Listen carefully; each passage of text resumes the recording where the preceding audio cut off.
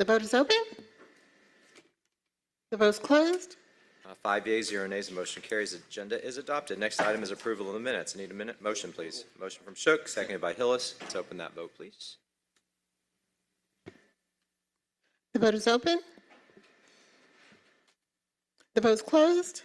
5 yeas, 0 nays, the motion carries. The minutes have been approved. All right, that moves us into public comment. Do we have anyone signed up? Okay, so we have 2 people signed up. As we are getting those names populated, just a reminder that you have 3 minutes to speak.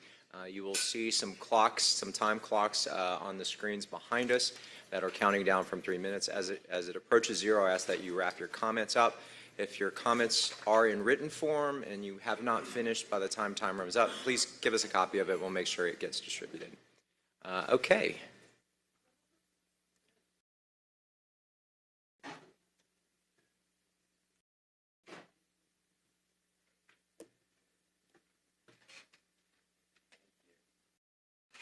Okay, first person up is Bridget Simpson.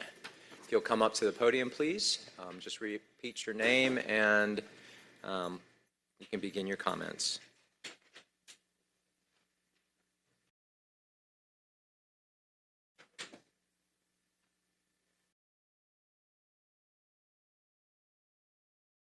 That's okay. You are. Hey, good afternoon, everyone. My name is Bridget Simpson, and I am with an organization, Bard Business. Everyone should be familiar with me by now if you have served on the council for any more than 5 minutes. But my organization, we specifically deal with justice-impacted people and how we can seamlessly be a part of this community, and how we can actually be tax-paying citizens like everyone else, therefore having the same rights as everyone else, the right to work, the right to live, the right to be able to access a good life, a sane life after incarceration. We have served our time in the Department of Corrections, and we just want an opportunity to move on.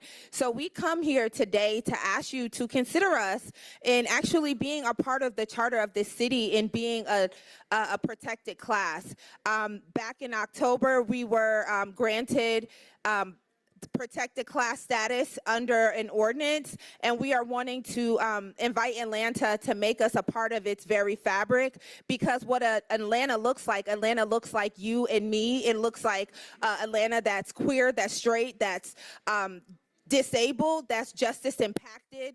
Atlanta looks like us all. So we just want to be included in the narrative of Atlanta. We want to be able to work. We want to be able to have places to live. We want to be able to be a part of our community and not be forced to live under bridges and stand in byways and ask for resources when we can be able to do that for ourselves. This mic isn't working out, but my voice is very loud.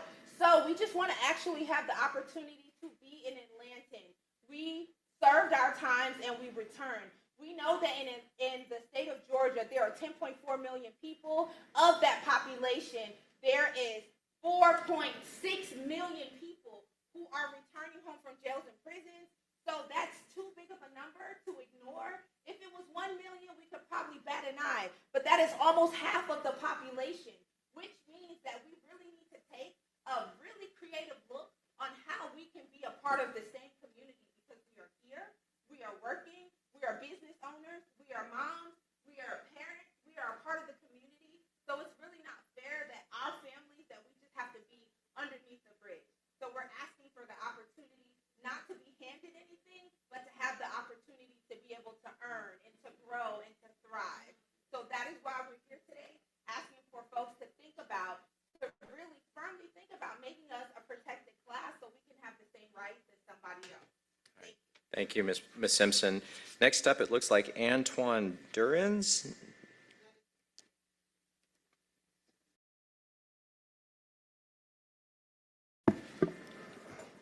Hello, good afternoon, everyone. My name is Antoine Owens. I'm sorry. Okay. Yes, I'm Executive Vice President of Antimatter Software and Development, and this is my CEO right here, Paul Wallace. I'm a graduate of Georgia Tech, just graduated last year, and I seen the empowerment that the city needs through our artificial intelligence. It's coming to the forefront, and I think we have a solution for the city that can help, save money on the citizens, help, intentionally push the city forward in terms of, development. So. Yeah, how's it going? My name's Paul Wallace. I'm the CEO of a company called Antimatter. As Antoine explained, we have a solution we believe would be beneficial for the city. So a little bit of an overview. In our opinion, the city is facing increasing challenges in managing its operations and services effectively, given the large amounts of data that need to be analyzed and the ever-growing need for real-time information. To address these challenges, we're proposing the implementation of an AI-powered City View app that will provide city officials with a comprehensive view of city data, enabling them to make informed decisions and improve operations and services. The benefits would be improved decision-making through access to high-quality data, increased efficiency through the ability to quickly access and analyze data, and a better understanding of city operations and services through data visualization and analysis. The key features of this would be data integration, data visualization, advanced analytics, natural language processing, and automated report and spreadsheet generation. The natural language processing would enable city officials to ask questions in a conversational manner similar to a chatbot. The app would respond with data-driven answers, providing insights into city operations and services. Use cases could be water usage, transportation, public safety, smart city planning, and much more. Financial benefits, cost savings, increased revenues through better decision-making and return on investment. And then the conclusion, the AI-powered city app will provide city officials with a comprehensive view of city data, enabling them to make informed decisions and improve operations and services. The implementation plan would look something like this. We would collect data that would be working with city officials and organizations to obtain the necessary data and ensuring that it's properly formatted and integrated into the app. We would clean the data, making sure there's no duplicates or errors. We would develop the AI model, then the user interface, deploy and test, maintenance and updates, and train and support people on how to use it. And some of the data sources we could pull from, for example, would be city departments, public services, transportation, emergency response, demographic data, public records, health and social services, education, economic development, energy uses, public works. There's 50 or more here. Pricing, we believe that on our initial assessment, I think it would be a $500,000 build, though there's no way to really fully tell if it would be less or more than that based on the nature of the data and where it all is. I think it would be about an 8-month build, and if you guys want to take the next steps, I will forward the information to the city.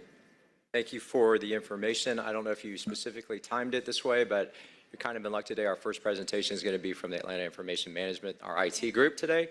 So I would suggest if you are able to catch Commissioner Sankey at some point before or after, you give him your contact information because I think he'd be the first stop for y'all.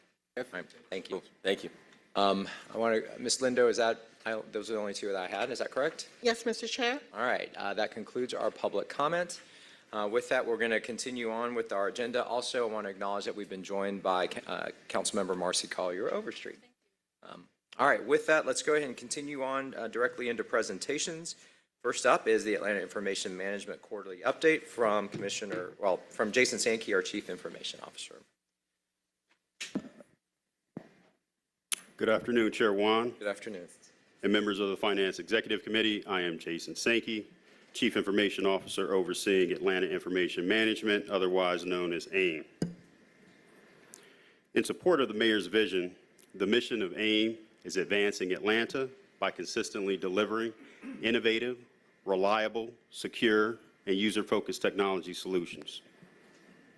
Our four focus areas of our department center around our departmental goals are customer experience, employee growth, reliability of services, and ensuring a secure environment.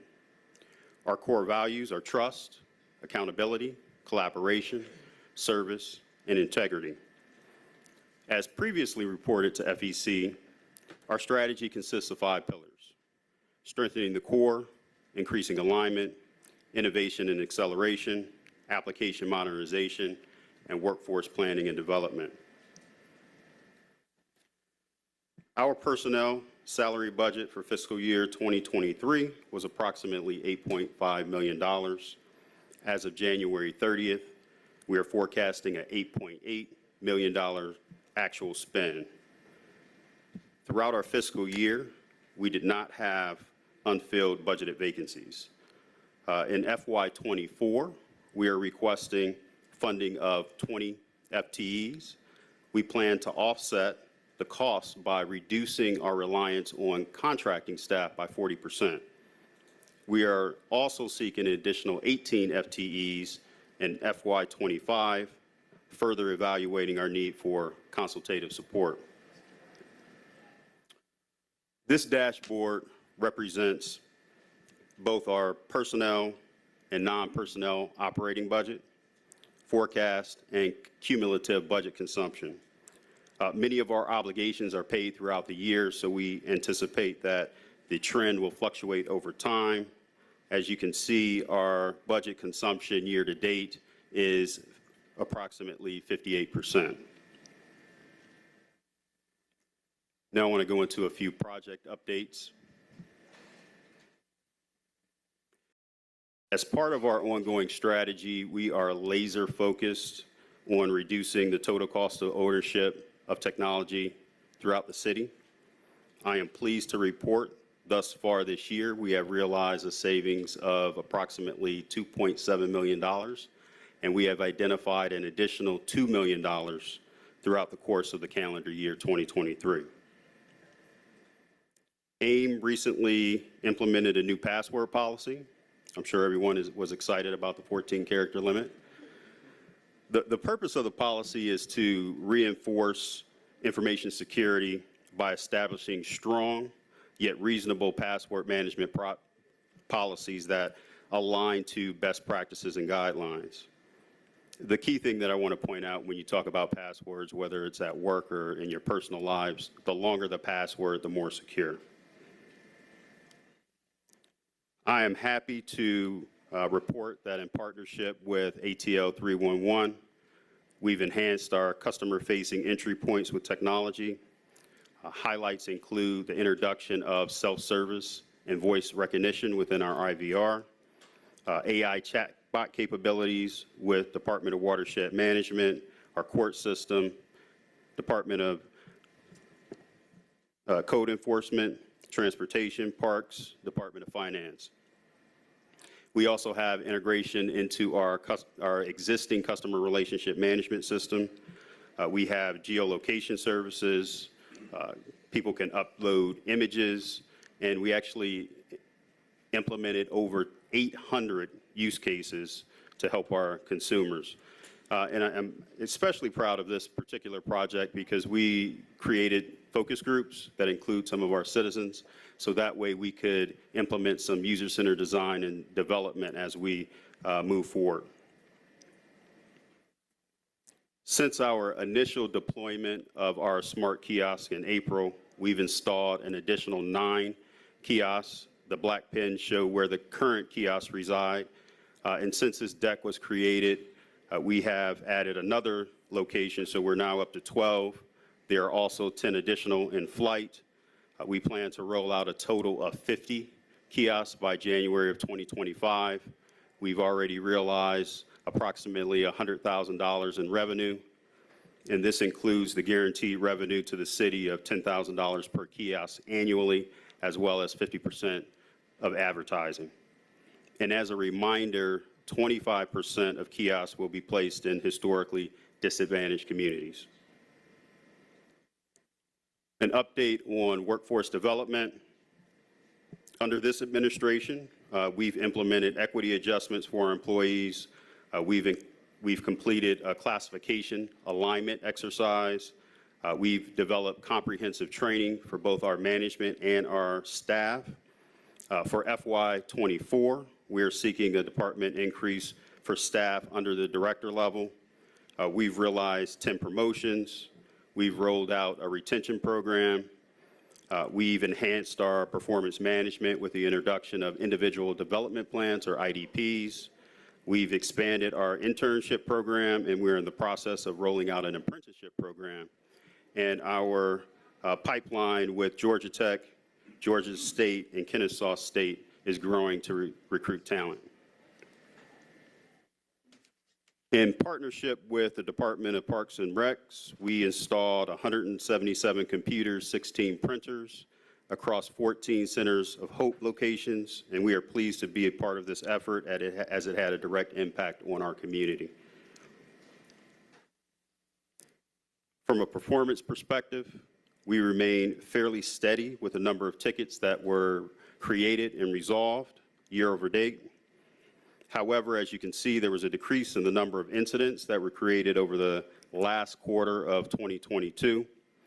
We are also seeing an impact to meeting our target SLAs. This has been an ongoing challenge due to resource constraints.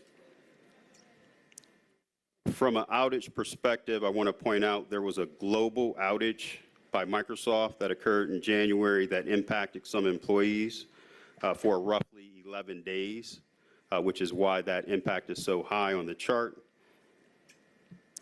However, we were able to take mitigating steps to reduce the impact citywide.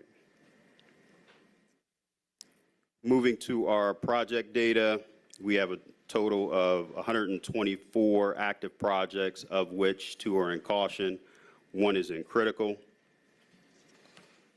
And we have opened a total of 16 projects during the first 6 weeks of the new year. With that, I want to thank you for your time and look forward to answering any questions. All right, questions for Mr. Sankey. I'll start. Your CIO operational dashboard with the run rates on personnel and non-personnel, that is as of end of January or end of December? That is at the end of January, but it is a snapshot right out of Oracle. So when the snapshot was taken, it was like mid-February. Oh, okay. All right. And then when you talked about your organization structure, I think you said you have no funded vacant positions. Is that right? That is right. So you're fully staffed. All of your, you have no vacancies. No funded vacancies. We do have 52 unfunded vacancies. Okay. And that leads me to my next question, because you mentioned in your discussion around the SLAs that part of it was due to you called it resource constraints across multiple departments. When you say that, what exactly do you mean? Is it people? Is it contract support services? Is it technology or equipment? What is it? It's people. Okay. And we offset our current FTE staff with the contracted staff that I've mentioned, but when you bring in consultants, it takes them a while to learn the environment and our systems and how to support our systems, so there's a lag there. And when you continuously bring in those staffing scenarios, you cause those delays. I got you. So if for every extra dollar resource you would have, your priority would be staffing in terms of, I mean, notwithstanding kind of the work you're trying to do in terms of compensation and equity and all that, but you could use more people, or we could use more IT support people across all departments. Yes, I would like to reduce our reliance on consulting staff and offset it with FTEs. I would agree with that observation. Then my final question, I see 2 people lined up. The kiosks, do we have any usage data on that? I mean, I see one in my district that's at the intersection of Piedmont and Monroe. I don't know that I've ever seen anybody at it. And so I'm curious as to if we get reports from the vendor in terms of number of interactions, length of interactions, what they're looking at, et cetera. I can certainly reach out to the vendor and get that detail. That'd be helpful, because I think that would help us determine whether they're being utilized the way we intended, or if, based on the way they're intended, would inform where they get placed in the future, so that we're not making certain assumptions that aren't coming to pass in terms of their actual rollout in the community. Okay. Makes sense. I'll move on to my colleagues, Councilmember Shook, followed by Councilmember Hillis. Thank you. Without disclosing any information that you shouldn't, how active these days are the bad actors in cyberspace in terms of testing our system? Very active across all systems across the United States. Including us? Including us. All right, well, good to know that our defenses are holding up, and I'm knocking wood when I say that, because there's clearly some pretty smart people out there. I'll say no more about it. Thank you, Chairman Wan. Thank you for the presentation.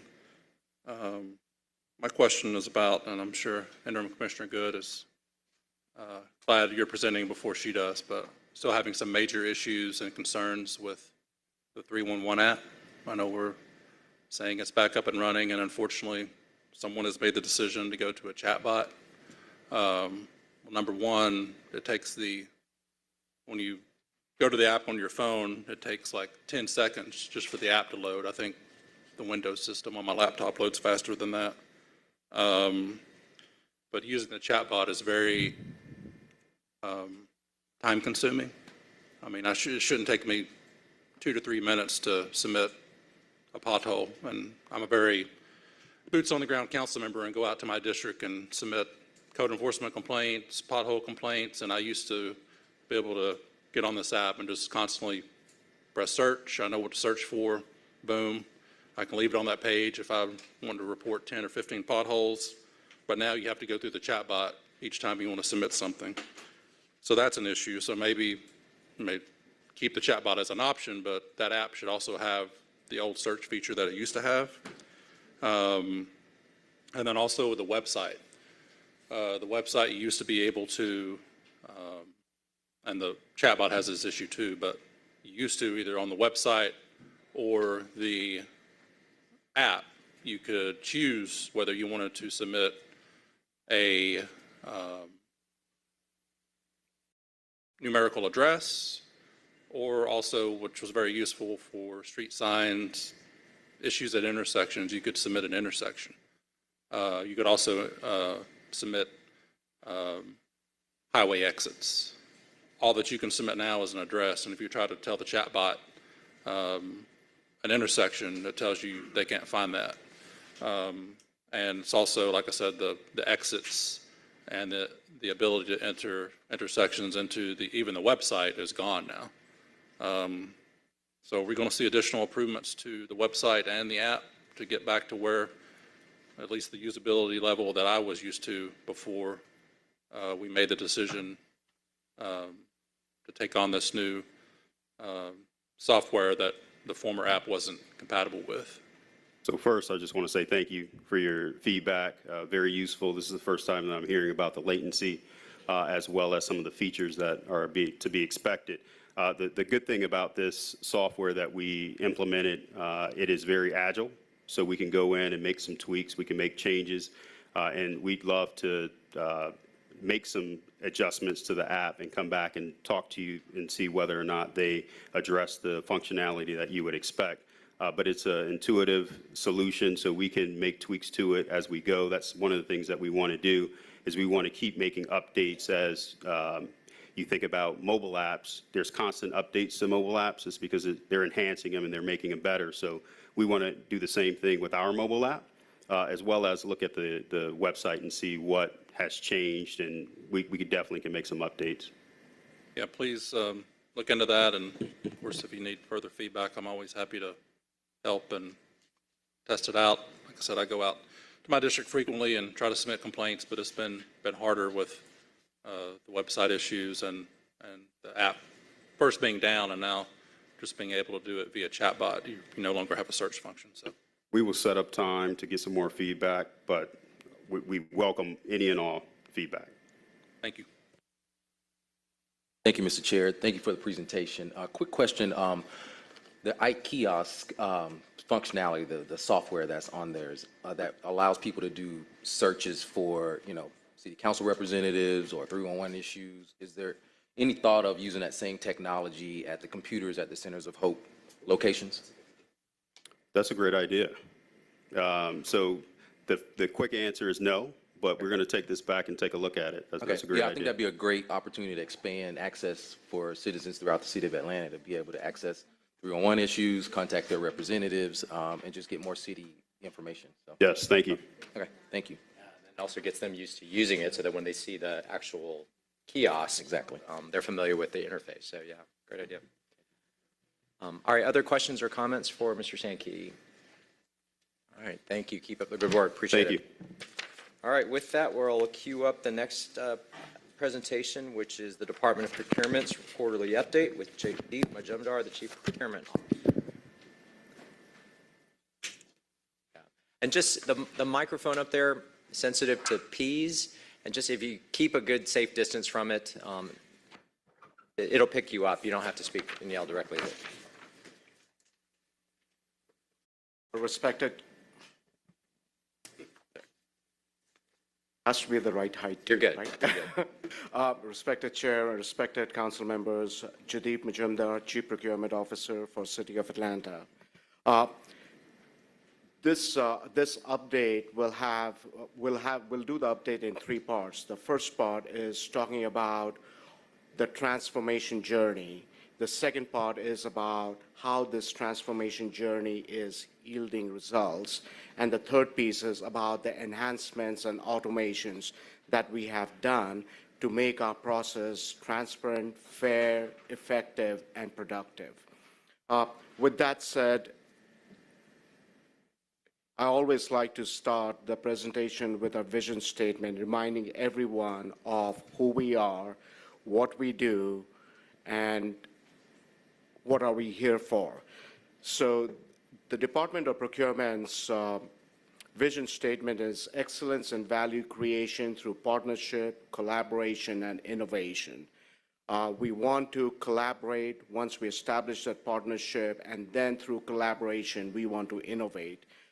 Four basic goals that we are working towards. The first is to create a fair and competitive procurement process, and also making sure that we break down the barriers for suppliers to do business. The second piece is I want to make sure that we promote women and minority-owned businesses, not only within the city of Atlanta, but across our supply base. We want to also make sure that our process is transparent, fair, open, and inclusive. And the last piece, which is very critical, is also making sure that our own employees and the way we do business, we are holding our employees to the highest ethical standard, making them accountable to the outcome. So if you look at the A, B, C, D, E of DOP, we will act on all the opportunities, we'll be bold in taking the opportunities, remain committed and decisive in working on those opportunities, and last but not least, remain ethically engaged through the process. Talking about the transformational journey, basically quick 5 things that we were there to address. The first one is to make sure that we reset the baseline, fix all the broken processes, bridge the gaps, and do cleanup. The second one is to make sure that we have the best-in-class procurement process, tools, and infrastructure. The third one is critical for us to be successful, which is increasing supply participation, making sure we break down the barriers for suppliers to do business with City of Atlanta. The fourth one is to leverage technology to drive efficiency and productivity. Last but not least, we want to make sure that we are positioning our procurement department for future. Keeping those 5 objectives in mind, this is the 360 roadmap that I had presented in my earlier update. It's based on mapping of the 3 C's to 3 P's. The 3 C's being capabilities, competencies, and capacity, and how that maps into people, process, product. So if you take a look at the 360 days roadmap, the first part addresses the process piece. The second part the second tranche addresses the people piece. The third one is the product piece. So in the last update, I gave you a good update on what are the changes we are making on the process piece. Since then, we have made changes on the infrastructure piece, on the people piece. We have moved to category management model, and now we have started working on the product piece and technology. And you'll hear about all the enhancements and automation that we have deployed to make the process much more efficient and productive. The last tranche is once we get to a stable state, it's all about monitoring results and continuous improvement. We want to make sure that we continuously innovate ourselves to make sure that we are delivering the best-in-class service, not only to the city, but to its residents and businesses. Some of the transformational highlights, which is again mapping the 3 C's to 3 P's, is we have already redefined our sourcing process with a RACI chart, The RACI chart means responsibility, accountability, control, and informed chart, making sure that every procurement process is now going through that process and making sure that everyone is held accountable to the timeline and the steps of this process. We also have worked in reducing the to reduce the barriers to do business for the suppliers, which means that we have simplified the suppliers. We have also made sure that we are continuously engaging the suppliers and making them energized or keeping them energized to do business with us. 100% adoption of Oracle. That has been the biggest hallmark of our transformation. Every project that we do, everything that we do is now in Oracle and tracked through Oracle. And the last but not least is we also created a category management model whereby we have started creating opportunity for the staff for personal and professional development. Previously, the staffs did not have any access to upward movement. Now, through the new category management model, we have created incentive and a career path for these employees. Having said that, a quick 2-minute coverage on category management model.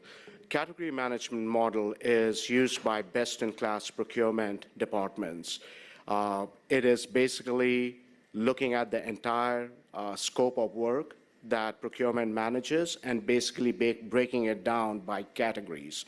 So we looked at all the spend that we have and all the work that we do, and basically it was quick. Once we did the analysis, it was quick to identify 6 basic categories. The first category being construction, the second one being professional services, HR and IT, the third one being corporate services, the fourth one being constituent services, the fifth one being real estate and facility management, and the sixth one being industrial and fleet services.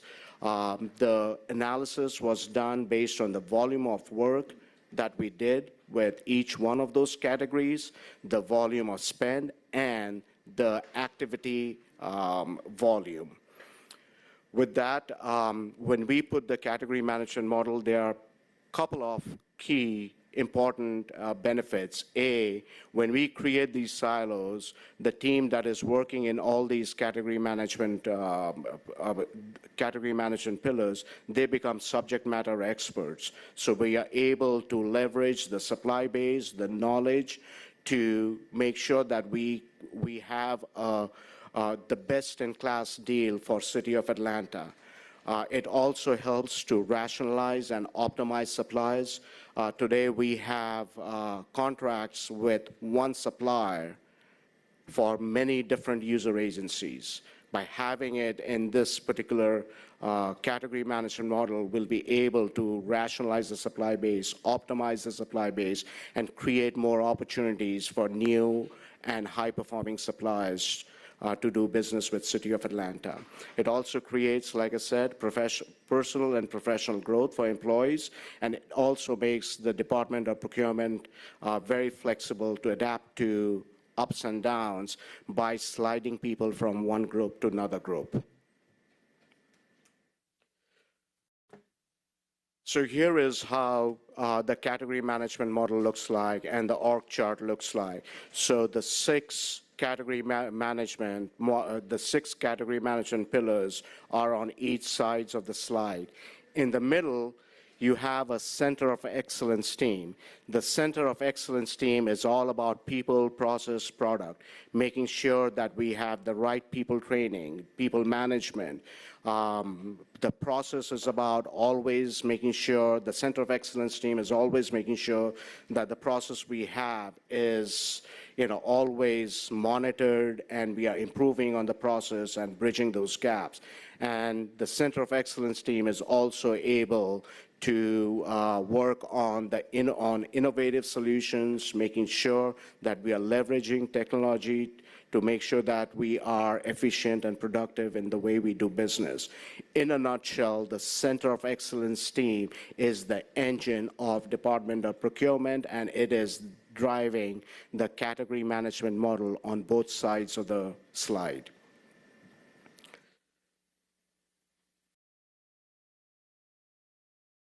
Now, I want to also spend 5 minutes on the current state of the organization, and this will also tie to all the transformation work that we have done and the results that we are seeing from the transformational work. If you take a look at this organizational metrics, from July to January of 2023, we have done 158 sourcing activities. And that covers RFPs, IFBs, RFP, sole source, emergency procurement, and special procurement. On the right-hand side, you can see the breakdown of what we have done by RFP, emergency, special procurement, co-op, and so on.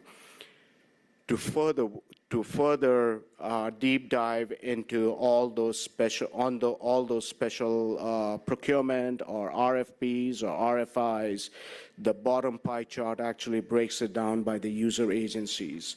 So you can clearly see, if you take a look at all the sourcing activities we have done, there are 4 or 5 user agencies that almost constitute 80% of our work.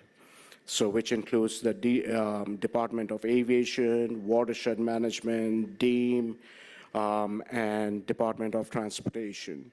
So this has helped us calibrate our category management model and our department structure according to the work that we handle.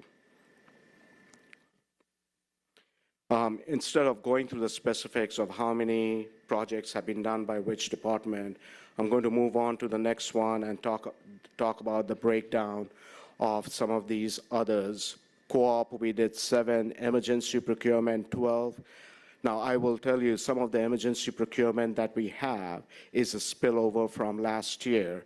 So we have actually minimized the use of emergency procurement going forward, and we are continuously evaluating all the requests to make sure that we slot them in the right bucket. Special procurement, we have 44, and sole source, there have been 11. One of the things that we had to address very quickly is last year we had 111 RFP cancellations. In other words, the rate of cancellation that we were experiencing were huge.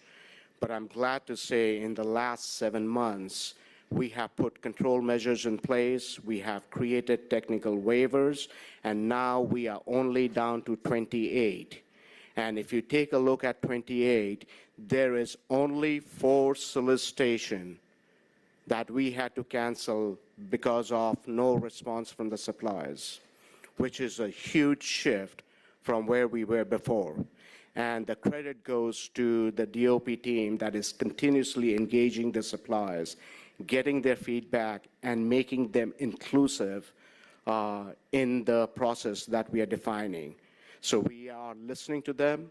The feedback is being taken into consideration, and that's the reason why we were able to reduce it from 111 to 28, and only 4 no response. This is another good story that I wanted to share.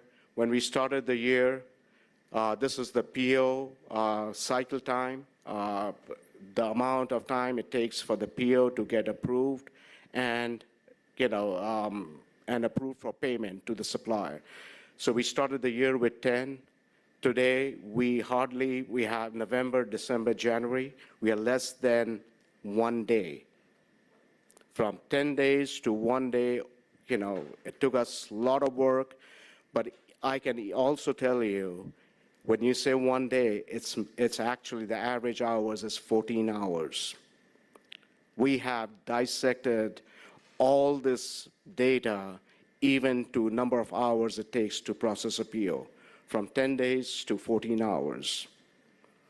So which also means that we are getting very few complaints from the suppliers that the suppliers are not getting paid or we are late in getting suppliers paid. We were getting late because we had a 10-day PO cycle time. Now it's almost instantaneous.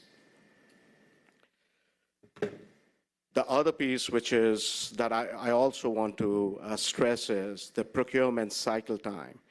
So we pulled the data all the way back from July of 2022. And as you can see, we had 501 days cycle time, 400 days, 300 days. So the average was around 340 days cycle time. In July, August, September timeframe, we started instituting the new procurement process with a responsibility, accountability, a consulted and informed chart. And as you can see, very quickly, we started trending down. From 301, we came down to 145, 152. Now in December, January, we shot up a little bit, and there are three primary reasons. The first one is because of holidays, we had to increase the bid timeline so that we give suppliers enough opportunity to bid effectively. So that we extended the timeline because of Thanksgiving holidays, from Christmas holidays, and we took a hit for that. The second piece that worked concurrently to increase that cycle time was the category management model that we put in place. When we were sliding, calibrating, and optimizing our organization structure, we were sliding people from one department to another department. And through that process, there was a handoff piece, which, if a person was working on one project, that project needed to be handed over to another one. And that handoff took us a little bit more time. But if you look at the regression analysis that we did, if everything lines up well, we will be trending down, and we should be able to get to the 90 to 120 days. This is a great indication of where we are heading, and I am confident that team can deliver on the 90 to 120 days.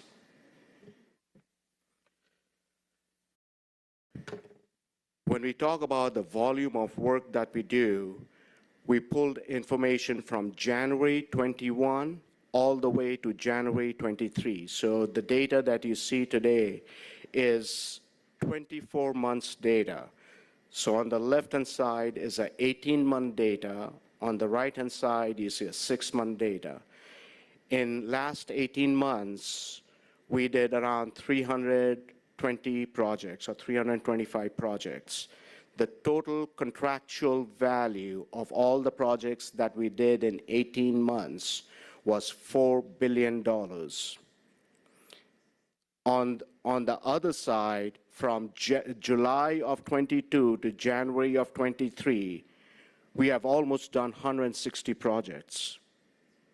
That is some volume that we have done in 6 months, and the contractual value of all the projects is $17 billion. 18 months, we did 300 projects, $4 billion. In 6 months or 7 months, we have done 160 projects with $17 billion, which means that the team actually does almost 23 sourcing activities a month, which actually translates to 1 sourcing activity every day. That is the volume that we are dealing with.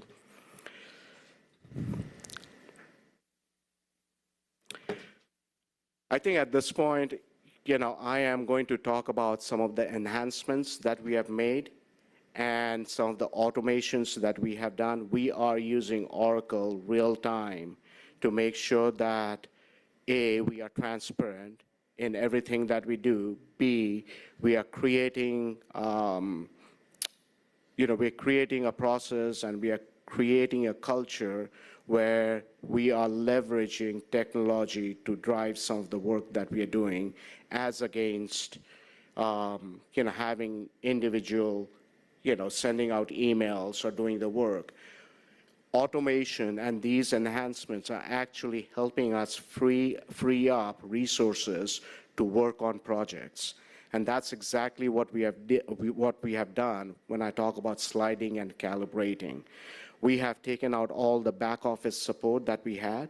We have channelized all the resources from back office support to help us with the core procurement activity, and the things that we were doing on a manual basis, we are now deploying that same time, to do projects, extra projects for the same person.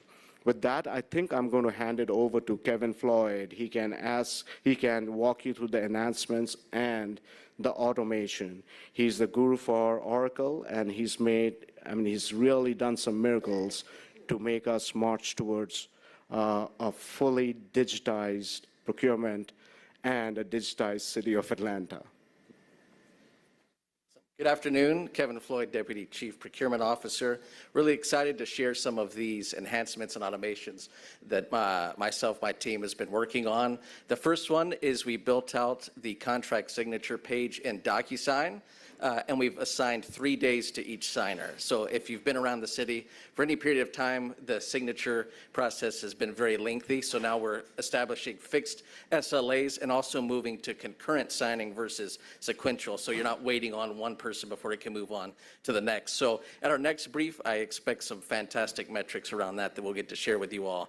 We also partnered with ATL 311 to provide them the agents with a knowledge base of basic procurement questions. So if a supplier calls and wants to reset their password for Oracle or wants a basic information on how to register, they can answer those questions instead of forwarding them to us so the supplier doesn't feel like they're getting passed around the city. So we're very grateful to 311 for their partnership on that. We've embedded our training videos right within Oracle, so when a supplier is trying to submit a response, if they get stuck and want to go through the video, they don't have to leave Oracle and go to another website. It's right there. They can click it and skip right to the part that they need. We centralized the purchase order creation process. Jadip talked about that, getting the cycle time, so that's now under the Center of Excellence. And we optimized the approval process, and that's how we were able to achieve from 10 days down to less than 1 day. I want to say for the third time now, 100% of all activity is in Oracle, which is why we're able to make so many improvements like we have. We've been hosting our requisition and receipts training for user agencies on the first Wednesday of each month, and we put that in ATL Learn, so departments can register for that, and we've been averaging 20 to 30 people every month, getting them trained on how to engage in the procurement process. We worked with the Department of Finance Budget Office to create an open PO line report, which helps them forecast needs so they can see what contractual obligations each department has and what needs to be budgeted in the consecutive years. And then we worked with all the user agencies to come up with a procurement master plan so that we can see all the projects that are ongoing, what projects are coming up, and be a lot more strategic in our planning and forecasting. On the automation side, we've come up with a handful of things that really make everybody's day-to-day a lot easier. So at 2:15 every day, and if you don't know it, 2 o'clock is always the bid deadline for any procurements, 2 p.m. So at 2:15 every day, the bid tabulation sheet, which is who has bid, and if it's an IFB, the amount of their bid, is automatically generated by the system, and then we post that on our website and on social media. So every vendor, anybody that wants to see it has access to it. And at 4:30 every day, a advertisement notification is generated for every project that advertises that day. Similarly, we post that on social media and email it out to every registered supplier. So every opportunity the city does is getting blasted to about 15,000 suppliers. So we're putting it through every channel that we can. 48 hours before a bid closes, every supplier that's started a response and the system gets a notification saying, hey, you have 2 days left, you've started a response. In order for your response to be considered, please come back in the system and make sure that you submit it. Otherwise, we won't be able to consider your proposal. We developed an expiring contracts by department report that we email out to each department, their specific list of contracts, the first Monday of each month. And I'm happy to say when we look at the data, last fiscal year, we had 20 contracts that had to be extended via legislation, meaning they had expired and they came and asked for an extension. This year, we're down to 3. So by monitoring that and reporting on it, we're able to be much more strategic and plan properly. We also email out a list of all active contracts to each department on the first Monday. So when departments are looking for something, they can see, does the city already have a contract for that? And then they can add themselves to that contract instead of us having 3 or 4 contracts for the exact same service.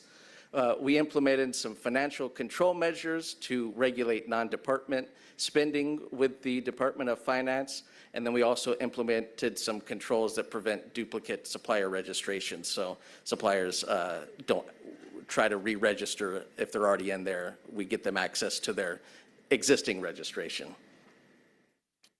And then lastly, on the engagement piece, this year we set a priority of having procurement be front and center at all the events that we could go to and take every speaking engagement that we could so that people see us, they know us, they can come talk to us. So we've been hosting twice monthly supplier training sessions. So we invite them in and we teach them how to register, how to bid. We had our first ever supplier roundtable where we brought in some construction suppliers and shared our updates with them and then got some updates from the construction industry from them. We participated in the ATL DOT Transportation Vendor Expo. We participated in the Watershed Management Contractors Roundtable. We participated in the Enterprise Asset Management Job Order Contracting Industry Day. We participated in Watershed Management's Industry Day, and we partnered with the Mayor's Office of International and Immigrant Affairs to host the first ever Doing Business with the City of Atlanta. Invited a lot of companies, especially foreign nationality companies, to come in and talk to them about the updates to the process, how to engage with the city, how to get certified. It was a really fantastic event.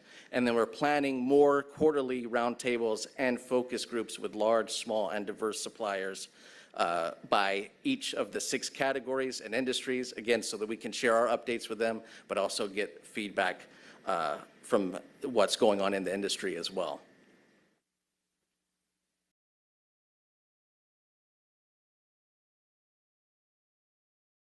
So having said that, you can clearly see the amount of enhancements and automation that we have done in the just last 6 months.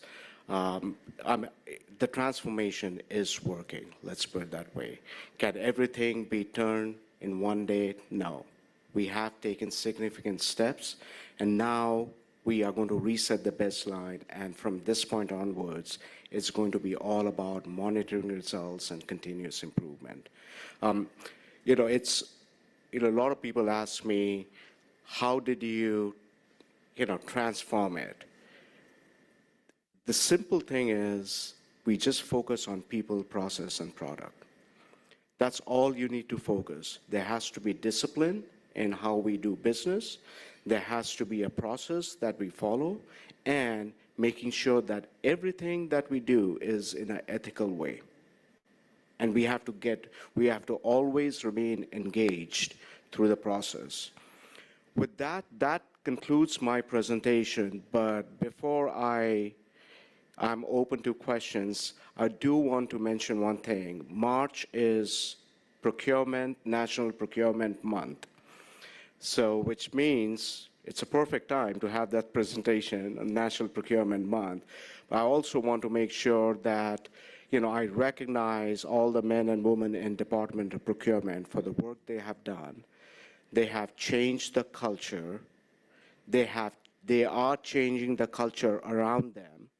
And they are all here, sitting here, coming, basically to support the transformation and to show everyone the hard work that they have done to get to where we are.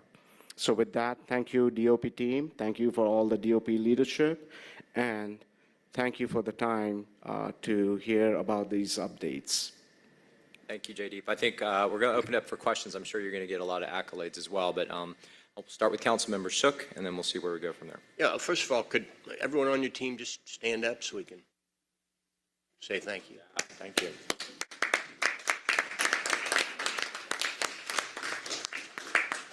All right, well, I don't know what to say because this is just totally disorienting to be getting this kind of progress reported to us. I've already asked that a couple of these charts be laminated for my office. You seem to like your job. I do. There's a passion for excellence.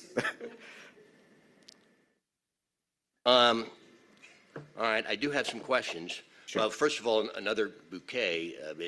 It's clear you dislike co-ops about as much as we do. So seeing that reduction is good news to a lot of us who have been through some heartburn in the past about that. Let me ask you about iPro. I'd like to hear just any comments you had to share about your relationship with iPro and what that's done and how that's enhanced, hopefully, and if there's improvements to be made, if you could share those with us. And then I'd like to hear your comments specifically regarding a current proposal to enhance iPro's job to be more than just basically very important fact checkers, which is the role we envision them performing, and having more of a kind of a subjective voice in what they think they're seeing. So any comments you care to make about that would be appreciated. So absolutely. In fact, we have a very good working relationship with iPro. We meet every week to discuss all the projects that are in the pipeline, the findings, and making sure that the iPro has all the information they need to make to create those reports for the council members as well as for us. Having said that, I find, and I think my team also finds, their review very beneficial because there's certain things that we sometimes overlook as a procurement person, and they're the ones who are coming back and saying that we need to take care of this. Fantastic check and balance in place. We have a great working relationship, and I want to strengthen that relationship by integrating more with them and leveraging the work that they have to improve our processes so that we don't make that mistake again. On the second piece is about the iPro, more engagement with iPro. I think I know the workshop that was done last week, there's more discussion going on. I had a chance to meet with both of them, or both groups, and I think we are one of the only groups that actually works with both sides. On the iPro side, OIG side, as well as on the ethics side from the supplier piece. So I think the way we look at it is one is proactive, the other one is reactive. So, we need that A plus B to get to C. And we are strictly leveraging them as, ones that we use for check and balance, and one group that we use to make sure that we remain ethical in what we do. So one is more preventative, one is more reactionary. Having said that, we welcome whatever decision that's made. We will have a good working relationship, and it's our commitment to work with both the groups very closely. Well, that's appreciated, and I think we're all hoping to sort of wrap that up maybe in the next cycle. Last question. From time to time, administrations have run up the flagpole the idea of raising some of the review thresholds in terms of dollar amounts that require our scrutiny. They are lower here than in many other municipalities. Now, I'll argue that there are some unfortunate reasons why they have remained low. But let me ask you this, and I'm getting more and more comfortable with the idea of entertaining altering some of those thresholds based on your work, frankly. To what extent would it help you reach your timetable goals if we adjusted some of those values just to account for inflation? The first part is we are working on that. We want to make sure we capture the best practices, but at the same time, we want to make sure the results that we are marching towards becomes a foundation for us to change those limits. We are working on it, and we will be coming back to you with some recommendation based on facts and data. So having said that, there's another piece that we are also looking at is how we get contracts signed. Kevin mentioned about reducing the cycle time of getting contracts signed, 3 days per limit. So we're not going to 70 days, 80 days internal routing process. We'll get it done in 4, 5, 6 days. The other piece that is critical, and I just wanted to mention this because work is still in progress, we are trying to digitize the entire signature process to a certain limit. So in other words, whether it's the clerk piece or whether it's the mayor's signature or whether it's our signature, we are working towards digitizing that, and that will reduce the cycle time by another 22 days. And my actual last question is, you know, one of the sources of heartburn from time to time for us has been when we learn that after a procurement has, you know, been through the entire process, and sometimes we'll even send the result to the mayor's office post haste, where they may sit around for half a year. Do you have eyes on that and any sense of if that's become a more routinely timely process? It is becoming very timely because now we are tracking it. We can track it where it is, where it's sitting, and sometimes we're nudging it. Do things fall through the cracks? Yes, once in a while they will fall through the cracks, but I think we have done a fantastic job of putting our arms around together and digitizing that entire process with a time limit will actually force people to get that task completed within time. Thank you. All right, Councilmember Overstreet. Well, I really just wanted to weigh in about, you know, how pleased I am with where we are right now compared to last year this time, literally. So much so that a lot that you shared today, you've been so communicative throughout the process. Every time I'm at work and I run into you, which is often, you take time to tell me where we are with things. And I, you know, the confidence is better now than last year this time for me because, you know, I was the one that, you know, submitted that task force paper. And, you know, I really thought that we were going to Band-Aid it again. And I knew that we were at a place where we had to really make transformational decisions, like we needed to transform. And I do feel like that's where we are now. I have confidence in what you're doing.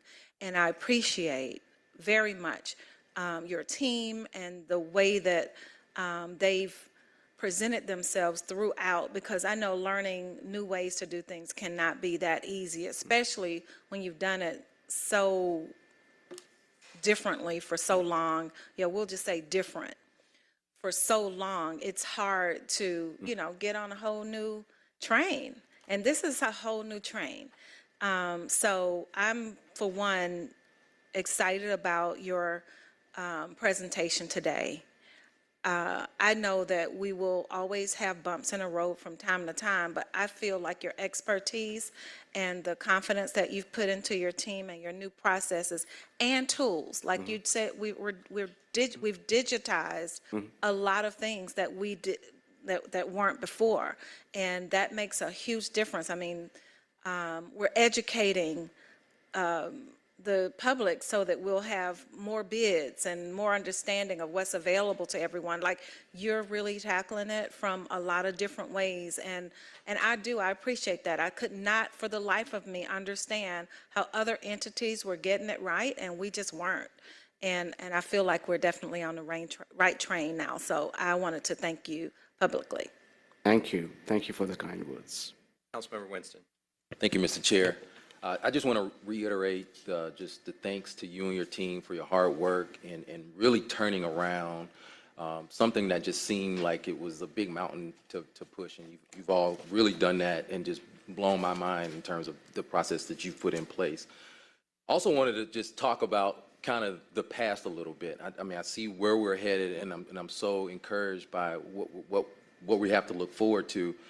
But we've also, in looking at specific department projects, we've kind of bred a culture of creativity.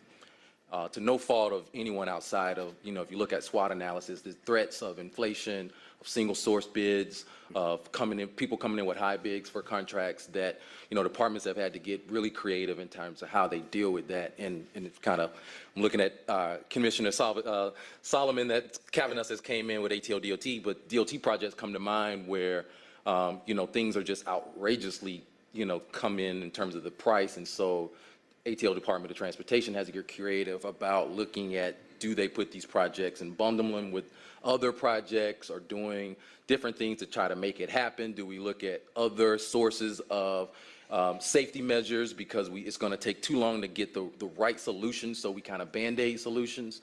And so I'm just curious, is there a way to kind of go back and maybe look at some of the projects that, we're back in that 511 timeline procurement cycle and say, let's revisit those. Let's see if we can look back on some of the projects that maybe we earmarked to do something that was more of a Band-Aid versus something that was more of a long-term solution.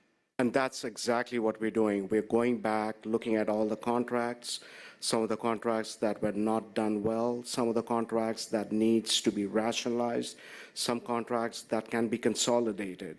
I even had a discussion with Mr. Sankey in AIM, where we had bundled a lot of services under one contract. So when it came time to take out one of the services, the entire contract was on jeopardy. So sometimes having the ability to peel off different segments is actually beneficial in a contract. So we are working through all those changes. Now, not every contract will have the same solution. It depends on the criticality of the business, the continuity of supply, the quality, the service. But Mr. Cavanis can attest to that. We have been working very closely with him and his team. In fact, I see more of Solomon than I see my entire team. Making sure that everything gets done in exactly the way that you were explaining. So we're turning all the stones, let's put it that way, to make sure we can find gold under those stones. Sure. I mean, if you watch the Transportation Committee today, project delivery is something that is really important. That is exactly the being reason. able to stay on top of that is going to really restore the faith in what we do in terms of with our constituents and citizens of the city. And that's exactly the reason why I sat through, even though I didn't have a part of it. I sat through because I wanted to make sure, A, I gave the right support to all the commissioners when it comes to procurement, but B, also understand the challenges so that we can take those challenges and create a process that mitigates those challenges that come up in these committee meetings. Thank you very much. I appreciate you and your team, so thank you. I guess I'm just going to add a couple of things. First, I agree with what Howard said in terms of you obviously enjoy your job. To Marcy's point, or Councilmember Overstreet's point, I mean, yeah, whenever we see you, I feel like you're coming up to us with yet another piece of exciting news or a new development that you're very excited with. I think that speaks to, it's not just the people process, and I can't remember the last P, but it's also been your vision. It's really been, this is where the best practices I've seen and I can bring in, and you've been able to share that and empower your team. The fact that we're 100% on Oracle, I mean, it's phenomenal to me, because that machine can sing and do all sorts of dances that take care of a lot of the concerns that we have. iPro, do y'all have, you say you talk to them weekly, but I'm wondering if there is kind of a 12-month look back as to all the iPro, if there have been any consistent findings or consistent process type things that can then inform the second round of improvements. I'm hoping that exercise is done. Yes, so we have looked at all the previous iPro reports, but there is no single largest red flag, let's put it that way. That's fine. Okay. It's all over the place. It's ad hoc. Sometimes we have an employee issue, sometimes we have an email issue, but we don't see any pattern. And when you start seeing pattern, that's when you start putting controls in place.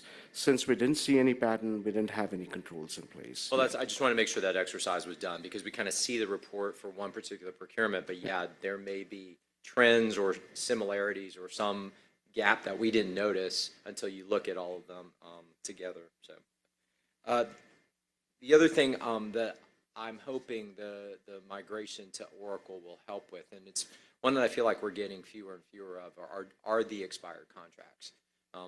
What he was able to outline in terms of the check-ins, and these are your open contracts, and these are when they're expiring. I think that exercise is helpful as well, because that also helps build confidence in the public that, yeah, they know exactly where they are with the status of a contract, and we're not having to do some last-minute dancing to extend or back pay invoices that we weren't aware of. So I'm glad y'all are doing that. And that goes out every month. Every month, every department gets a list. The metrics that you showed us today are really good and really effective, and I appreciate that. I guess what isn't in there, though, and are challenges to procurements, and so you spoke to that last time on a different piece of legislation that we had, but that might be another interesting data point, just so that we can follow. I'll be honest with you, kind of to Councilmember Overstreet's point, over the last 6 months, I would say, I can't recall a contractor reaching out going, oh, I think this procurement was flawed. So I do think that data point is important, because it also measures the success that you're having with your department. The last thing I will say is that, well, two things. One is, I want to do a commercial plug for y'all. Your social media is ATL Procurement. I see it, I follow y'all, and it's been fun watching kind of how y'all are blasting out the opportunities. So I hope that everyone listening and watching, all, as Howard likes to say, all tens of our viewers will go and subscribe now. But no, I think that hopefully will continue to be a useful tool for y'all. And then finally, we didn't realize it was National Procurement Month, and I know that y'all are going to emphasize that at the government, but I'm wondering if us as households, we got to block and tackle and make sure that our families aren't exploiting the fact that it's National Procurement Month and buying a lot of things we don't need. Okay. Yeah. So yeah, that's all I had. Any other questions or comments? Yeah. Oh, that's a lot. I did want to say that. So I do appreciate the fact that you've been it seems like all the committee meetings, because when things come up, I sometimes feel guilty that you're there, because I feel like there's better use of your time, but it's been really helpful. And at some point, you may end up weaning yourself off of that functionality, but it's been good for us to be able to tap into your knowledge during those points. But yeah, as Howard said, it's probably time for us to let you get back to your work. No, that's great. In fact, what we do is, as a department, we go through all the legislations, we find out which ones are tricky projects, and make sure that we have enough information for us to talk about those should a question come up. All right, thank you so much. We appreciate it, and keep up the good work. Thank you. Okay, yes.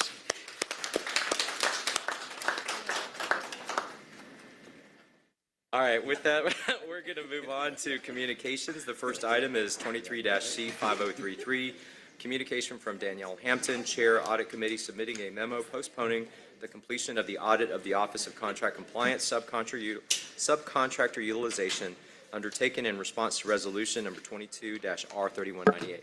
Ms. Noble. Good afternoon. I'm Amanda Noble, City Auditor. So we started the audit requested in Resolution 22R3198 to review the extent to which minority and female-owned enterprises were used as subcontractors on city contracts, from fiscal years 2018 to 2021, comparing actual performance to the goals set in contracts. And this communication explains that we could not complete the audit and why.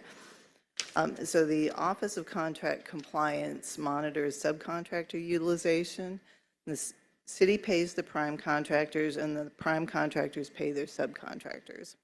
The prime contractors record the payments to their subcontractors in OCC's monitoring system, previously PRISM, now SDMS, Supplier Diversity Management System. There is a verification process that allows the subcontractors to confirm that the payments are correct.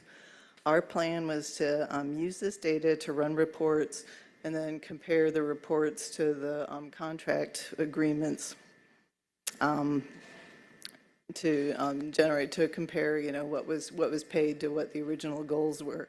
But when we started reviewing the data, we found anomalies, and it appeared that the historical data from PRISM did not properly migrate from the old system to the new system. So because the data were not reliable, we decided to terminate the audit. So the audit committee will add the audit to next year's audit plan with a different data scope that doesn't rely on the historical data. All right, questions for Ms. Noble? Yeah, Mr. Shook. Well, we're back to reality. I'm sorry. Well, that's kind of your job. I know. That was a hard act to follow. I don't know, are we supposed to file this? I was just saying, is that the appropriate, accept and file? Well, I completely understand why you can't do the work you set out to do, and you're going to have to wait on access to the actual data so that you have something to audit.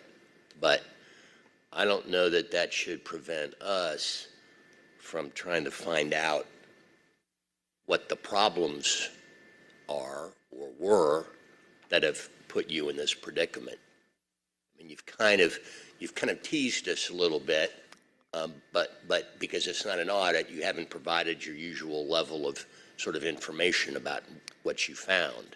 Well, and that's correct. And we had a choice, and Mr. Bell's here to answer questions. We could have spent another 1,200 hours doing an audit to tell you what happened and why we couldn't answer the questions in detail. But most of the people who were involved in the data migration, are no longer with the city or are no longer under contract with the city. So there are really no recommendations we could make to fix the problem. The problem exists. It's not going to be fixed, I don't think, without money thrown at it. Because from, the OCC's perspective, and again, Mr. Bell can come up and answer questions, the monitoring happened, and I don't know if it's feasible to fix the historical record without spending money. That may not be worth it. Well, what the committee might want to consider is making an inquiry of the administration, give them the opportunity to present to us, what they found or why they think things are the way they are. But yeah. So Mr. Shook has put forward a motion to hold, seconded by Westmoreland, for the sole purpose of giving the administration a chance to come in the next cycle or two to just walk us through any actions that they think might be able to be taken to rectify this. At which time, once we get that, we'll accept and file this officially. So, any other discussion on this? Let's open that vote, please. And then again, while you're opening that, just make sure the administration is aware of that request. The vote is open.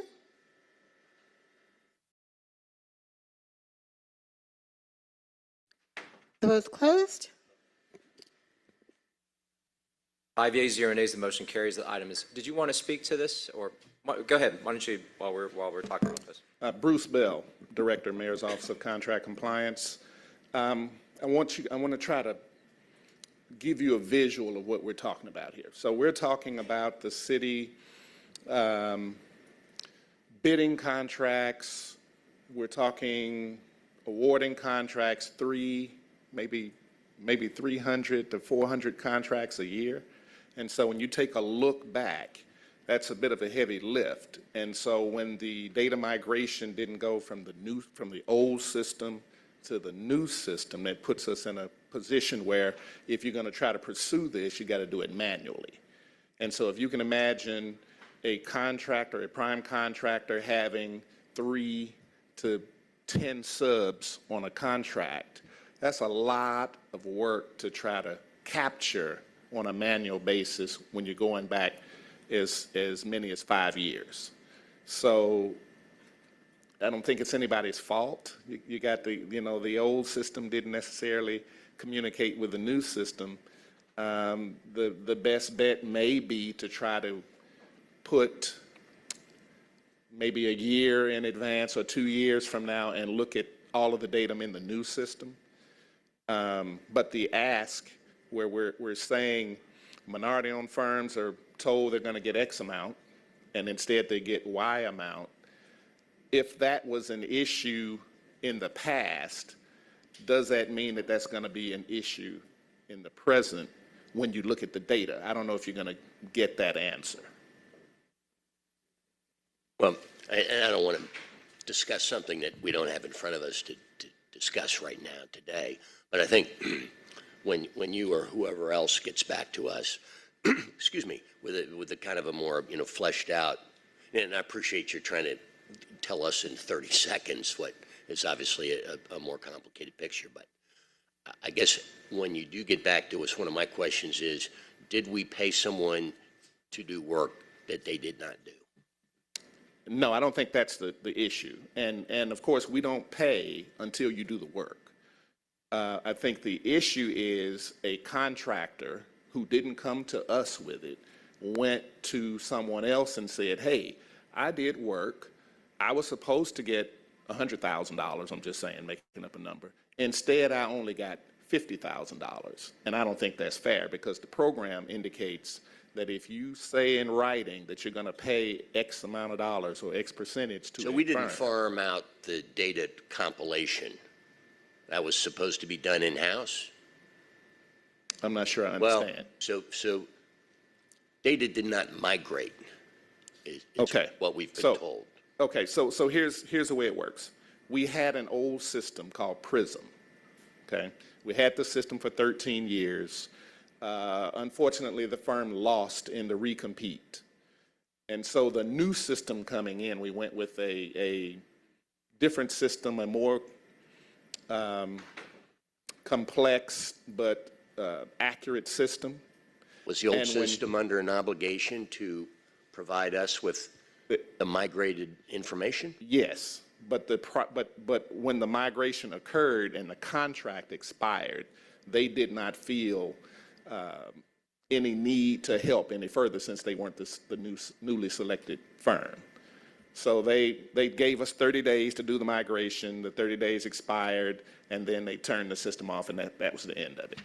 So we have a system that works, but if you're trying to get the old data out of the old system and put it in the new system and the migration doesn't work, we're just kind of left in a lurch.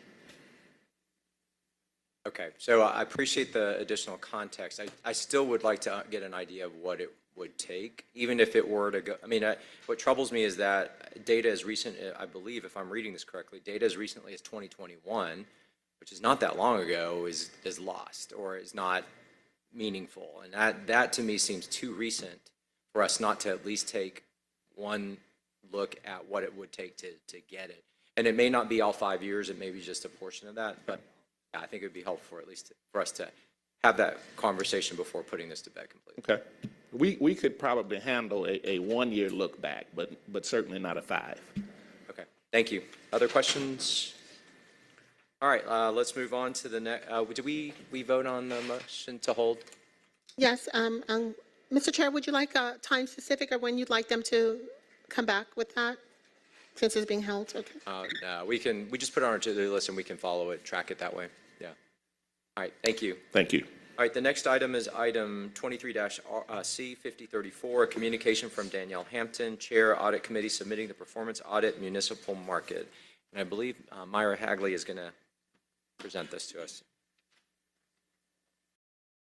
As you know, the Mandalorian's out, so we'll speak through the mask. Okay. No, I'm just kidding. Good afternoon, council members. My name is Myra Hagley. I'm the audit supervisor for the team that performed the municipal market audit, and the team lead for that was Ray Dade, who was our senior performance auditor. The Department of Enterprise Asset Management requested an audit of the municipal market because it has not provided rental payments or repaid the Section 108 loan per its current lease agreement with the city. So to understand why this happened, our audit focuses on the municipal market's financial condition and the overall management of the market. Okay. I would say we have a printed copy of the presentation, so keep going and Oh, yeah, okay. there it is right there. Awesome. Never mind. So this slide shows Exhibit 3 on page 2 of the report. The municipal market is a public market located on Auburn Avenue in the historic Sweet Auburn District and is open Monday through Saturday from 8 a.m. to 6 p.m. and closed on federal holidays. Its website states that it serves multiple purposes, including serving as a business incubator, a tourist attraction, a job creator, and a venue for fresh food. The term of the current lease agreement is 50 years, from July 1, 1993 through June 30th, 2043. The municipal market company is responsible for operating the market, managing the food stall and parking lot vendors, and planning programs to ensure the market continues to be an attraction and serve the community. The bylaws provide for a 9-member board of directors responsible for the oversight of market operations. Let's go. Okay. I feel like I missed I didn't talk about our objectives, I'm sorry. We had 3 audit objectives. The first one, are the municipal market in the city of Atlanta complying with the terms of the lease? 2, does the municipal market board of directors provide effective oversight of market operations? And 3, is the municipal market operating as an effective small business incubator? So going into the key responsibilities of of the lease agreement with the market.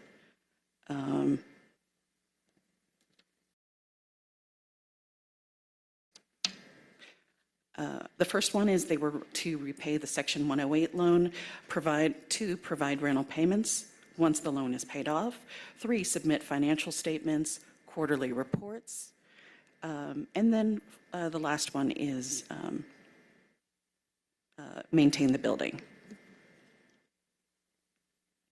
So this slide summarizes our findings, which we'll go into detail in later slides.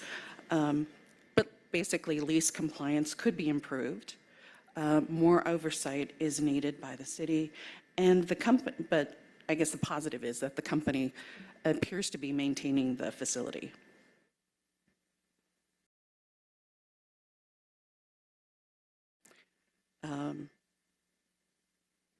So we don't have to, so what, our basic findings were, we found that the municipal market has not made any lease or loan payments to the city. And the municipal market is not consistently providing reports to the city. We did find,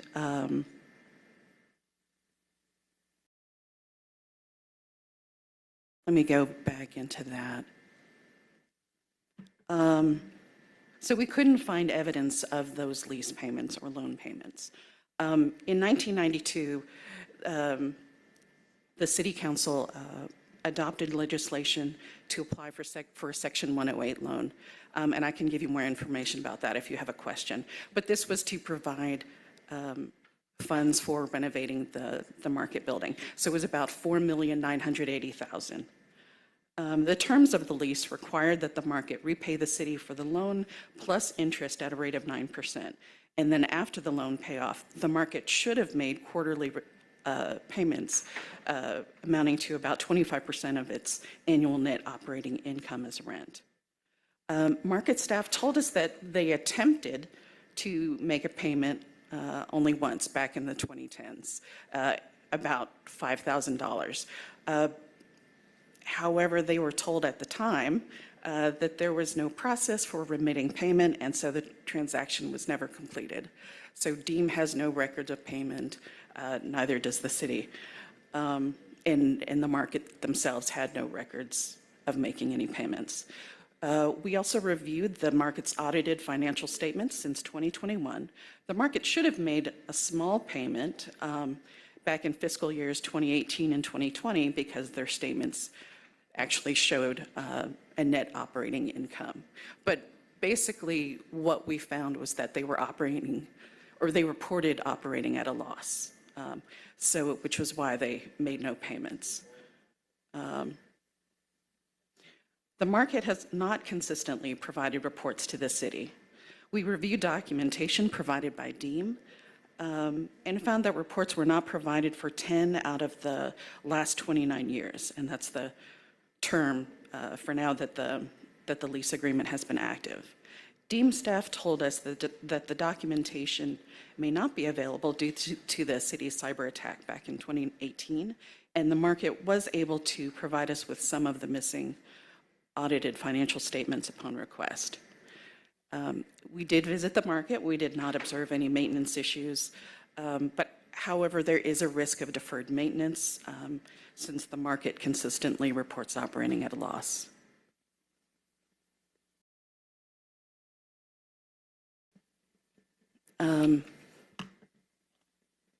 I apologize, this is my first time. So the market could benefit from more oversight from the city. The municipal markets company's bylaws state that the object of the market is to provide a market for the benefit of the citizens of the city of Atlanta. Board members and staff told us that they believe the mission is actually to operate as a small business incubator. However, we did not find this mission documented in its articles of incorporation, its bylaws, or the lease. And based on our review of tenant leases, the tenants are charged between $1 to about $3.21 per square foot. We found that similar retail spaces in the Sweet Auburn neighborhood charge a minimum rental rate of $22 per square foot. Using this rate, we estimate the total value of the public subsidy to the tenant businesses to be at least about $4 million a year. Nonprofit best practices say that the board of directors should provide strategic direction and oversight. Board members were not able to provide us with their goals, performance measures, or up-to-date policies and procedures. We reviewed the board meeting minutes since 2008 to determine if they were meeting with their bylaws and found that the board has only 10 years of documented meeting minutes, none before 2005 or after 2019. Best practices also state that the boards are responsible for governance to ensure the organization is sustainable, but the market consistently reports operating at a loss on its financial reports. Currently, 4 out of the 6 board members are serving on expired terms, and the 3 remaining board seats are unfilled. Some members have served on the board for 8 or more years beyond their term's expiration. The market is also not enforcing the terms of its lease agreements with tenants. There are no written policies for providing rental adjustments when the tenants are unable to pay their rent. And according to the lease provisions, the market should observe a 3% increase in rental income per year for each tenant. However, the market doesn't enforce this rule, and some tenants have paid the same rental price for their full lease period. Additionally, month-to-month tenants are required to pay a 10% increase in rent once their current lease expires. Market staff told us that they don't enforce this rule and instead provide recurring discounts on rent and cover costs that should be split amongst the market tenants.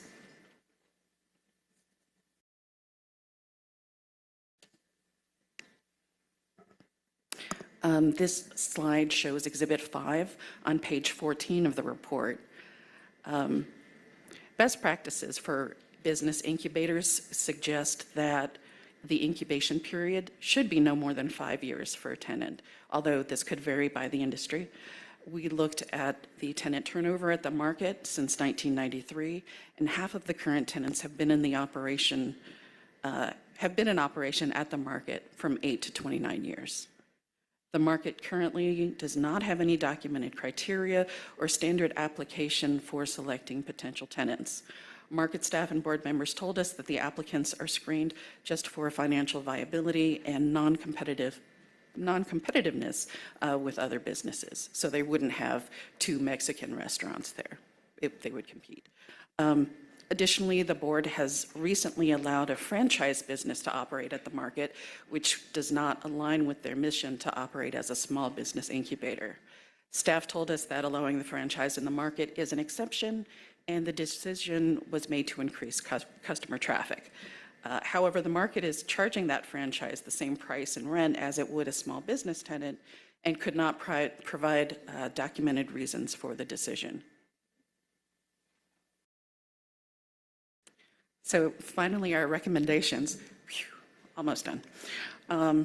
So to improve compliance with the lease agreement, we recommend that the Commissioner of the Department of the Enterprise Asset Management work with the Law Department to terminate the current lease with the Municipal Market Company and renegotiate the terms and provisions of the lease. Also conduct annual inspections of the market facility to ensure that it is adequately maintained, and enforce the submission of accurate and timely audited financial statements, unaudited quarterly reports, and budgets for each fiscal year from the municipal market. The Commissioner agreed with these recommendations. In this slide, to strengthen oversight of the municipal market, we also recommend the Mayor's Office work with the Department of Enterprise Asset Management to include an updated and clear statement of purpose in a renegotiated lease with the Municipal Market Company. And also request a strategic plan from the Municipal Market Company that details how it will fulfill its lease obligations to the city. And that includes performance measures to ensure the public subsidy actually benefits the community. And also make appointments to fill vacancies and ensure that all board members are serving on current terms. The Mayor's Office agreed with these recommendations. Questions? All right. I have lots of questions, but I'll go ahead and start the queue up for speakers. First one I have really is for finance. Section 108 loan of almost $5 million. Is that with the city? What are the terms of that? What are we even paying on an annual basis in terms of principal interest payments? Are we basically there's fully recourse back to us, and that really is the stick and the hook on this, is that loan. The loan's fully repaid. Okay. So right now, it's just an asset we own free and clear, but the concern here is that we're really not, right, it's not generating any sort of resource for us. Correct, Mohammed Bal, CFO. So it's an asset owned by the City of Atlanta under the purview of the Department of Enterprise Asset Management. So they own all the buildings on behalf of the City of Atlanta as part of their asset allocation, but it's free and clear and owned by the city. And So does this exercise start with our determining what our goals and objectives are in this? Correct. We want it to be an incubator. Are we there to do it as a local small business supporter, drive that decision, and then everything falls from that? To me, once we've set that, then everything else, like canceling the lease, reestablishing a new lease that accomplishes those, we don't even have that in our articulated correct in terms of our purpose for holding this asset. Is that correct? Well, and I think that's why Dean requested the audit. It just kind of fell through the cracks, and Dean was wondering, hey, we have this asset and it hasn't generated any income as far as they could tell ever, and we couldn't find that it had generated income either, but actually under the lease it didn't have to. Gotcha. So Okay. yeah. Commissioner, I mean, did you want to say something to this, and then I'll start going through the line of questions? So just to be clear, the city owns. Introduce yourself for our Remy 10th viewers. Santo, Commissioner, Department of Enterprise Asset Management. Good afternoon, committee. The city already owned the facility. That $4 million was a loan to redo the Okay, complex. Okay. And it was to be repaid by the I organization. understand. Okay, all right. Mr. Shook. Who's responsible for populating the board?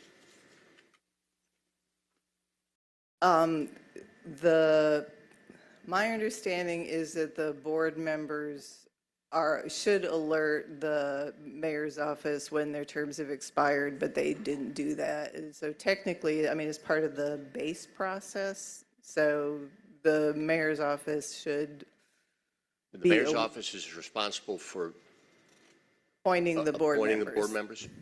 And I think it just fell through the cracks. Mr. Pace is in his first responder role, waiting in the wings. I might as well finish my questions before you come up, Theo. So when you recommend that the that oversight be tightened up, what entity in the city would perform the role on the city side for that? We were recommending that the mayor's office do that.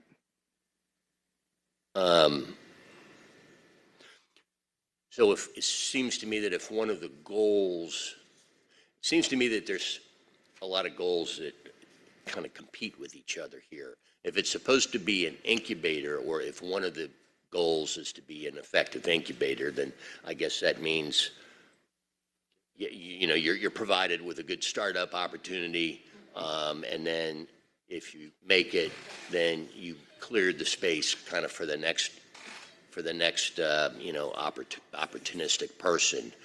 But if you're a restaurant, I mean, it's location. So I don't know, the fact that you're successful in one place, you may be the kiss of death to be anywhere else but that space. So that may be some more thoughts required there. In terms of recommendations, I will just say the 4 words I would like to see are for sale by owner. I'm done.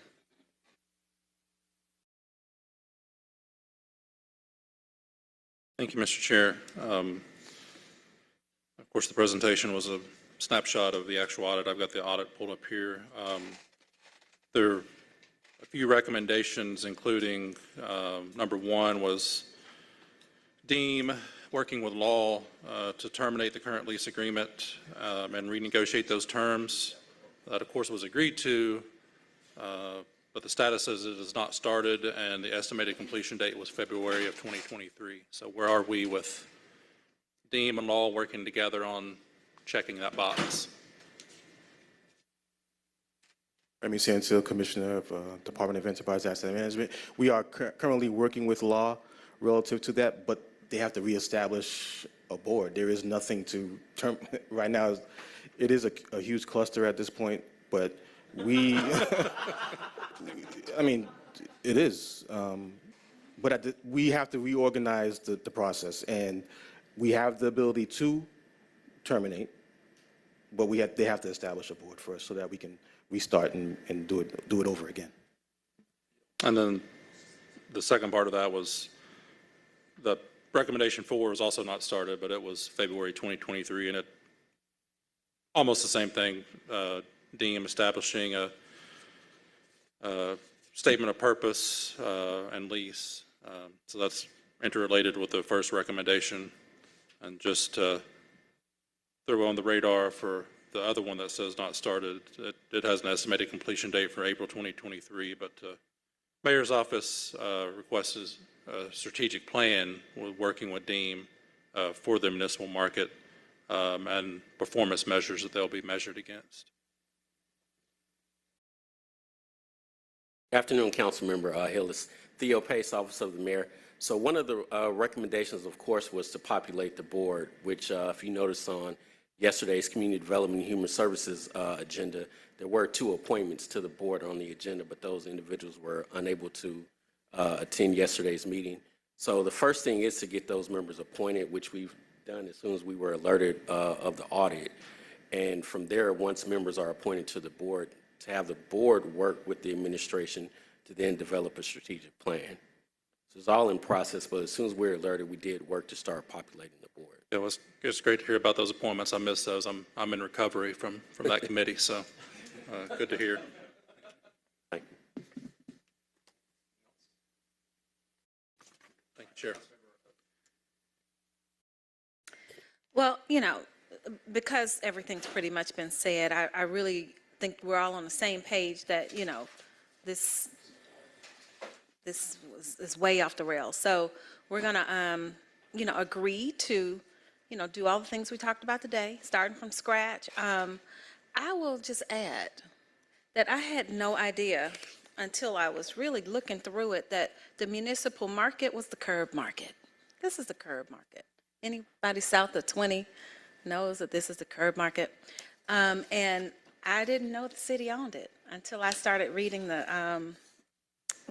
and I actually like the origin of it. I like the story. Like it's a good thing. But you know, it's off the rails, and we do have to, you know, reel this back in and start from the right place and scratch and make it whatever it is we come up with. If it's an incubator, we're going to do that. You know, let's just get it back on track. And in the process, I just want to put my name in the hat. I want one. I want one on Campbellton Road. I want a municipal market or a curb market. Let's talk about that. But just letting y'all know, and we'll do it right, because this right here, right, it went off. It went way off. But you know, that's what, you know, I think that we, you know, self-audited, and that's good. We said, you know what, what's going on with this? And now we know. And so I like that part. And thank you for bringing this to us, because this really is a place that I've actually spent a lot of time in my year. We have cooks in my family. So anyway, good history. Thank you, Mr. Chair. I just wanted to also just remind everyone that this council passed a resolution protecting or asking for protection of legacy businesses.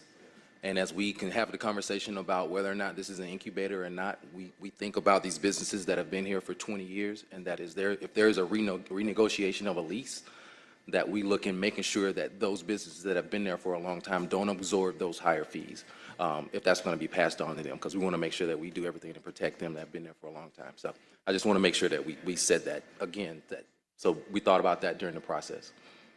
Thank you. Thank you, Mr. Winston. Any other conversations or discussion? I'll go ahead and make a motion to accept and file, seconded by Hillis. Let's open that vote, please. The vote is open.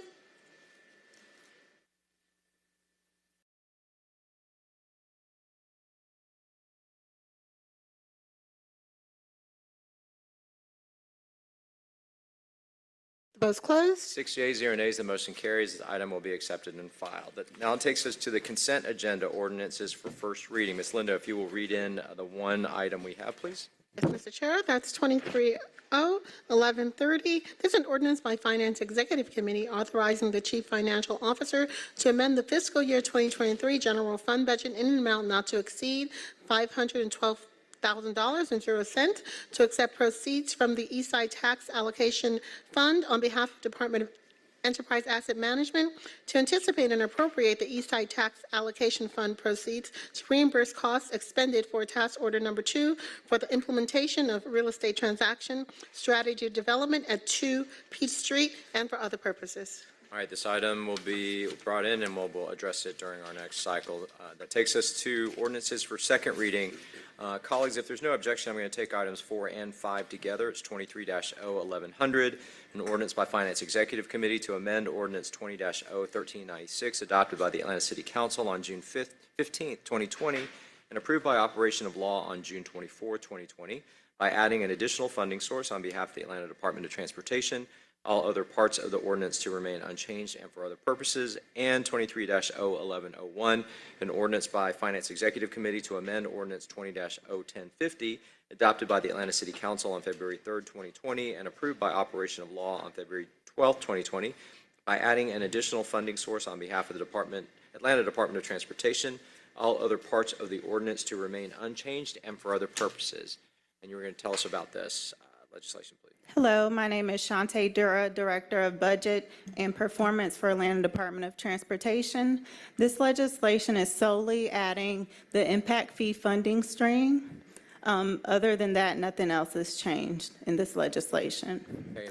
And both were originally intended to have impact fee contributed to. So in 2020, when this original legislation was adopted, impact fees for the project was not available at that time. So now that it's available, we want to get that added. Thank you. Mr. Shook, floor. Well, yeah, so I have to ask my perennial question. Is there so this is transportation impact fees, right? Yes. So pursuant to state law, then there has to be a link between, a geographic proximity test.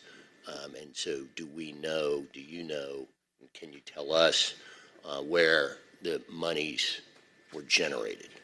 We know where they're wanting to go. So at the time when and I believe this was on the 2022 to 2026 CIE, at the time of that adoption, when we legislated projects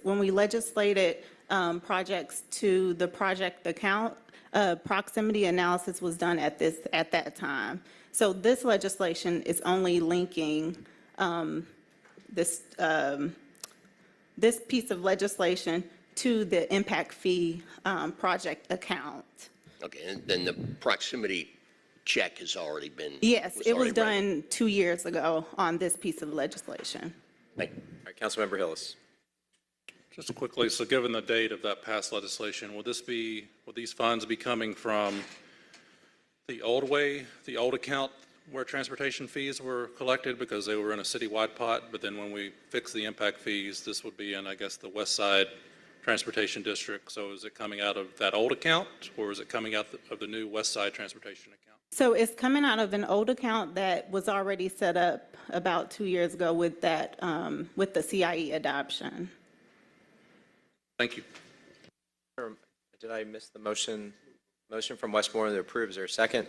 Seconded by Hillis. Let's open the vote on both items. The vote is open. Vote is closed. 6 yeas, 0 nays. The motion carries. These two items are approved. Thank you. The next item is 23-01120. Colleagues, there is a substitute for this, but the caption does not change. I'll read it in, then make the motion to bring it forward. It's 23-01120, a substitute ordinance by council members Farokhi and Dozier, as substituted by Finance Executive Committee, authorizing the mayor or his designee to enter into a sublease with the Georgia Building Authority for approximately 17,432 square feet of office space located at 2 Peachtree Street Northwest, Suites 121 and 125, first floor and 41st floor, Atlanta, Georgia, commencing as of March 15, 2023, and expiring on June 30th, 2023, unless extended as provided therein, authorizing a base rent not to exceed $10.00 for the term of the sublease, authorizing the expenditure to be charged to and paid from account numbers listed, waiving Article 10, Section 2-1546 of the Procurement Code of the City of Atlanta Code of Ordinances and for other purposes. I'll make the motion to bring the substitute forward, seconded by Shook. Let's open the vote, please. The vote is open. The vote is closed. 6 yeas, 0 nays. The motion carries. The substitute is before us. Mr. Humphreys. Hi, everyone. Josh Humphreys, Senior Housing Policy Advisor to the Mayor. So this paper, a couple weeks ago, we closed on 2 Peachtree Street. As part of the closing, we leased back the entire facility to the state. They'll be in there for a portion of the rest of this year as they transition out of the building. And during that period of time, we want to activate portions of the building to generate interest around the redevelopment and host it around the work we're doing with public land and revitalization downtown. And so what this sublease will do will allow us, during the period of time the state is still in there, to lease back at a nominal rate the 41st floor of the building, and as well as some space on the first floor to begin using that right now until the state exits the building. Questions for Mr. Humphreys? Motion from Shook to approve on substitute. Mr. Westmoreland, sorry, I did not see you. I was just curious if you had any thoughts on the municipal market. Just kidding. Second. Motion from Shook, seconded by Westmoreland. Let's open the vote, please. The vote is open.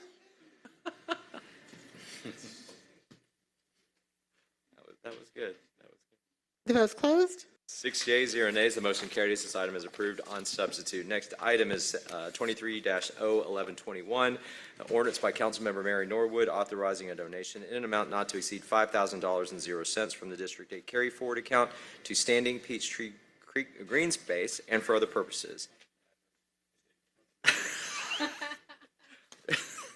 There's a motion from Westmoreland to approve. Is there a second? Seconded by Hillis. Let's open that vote, please.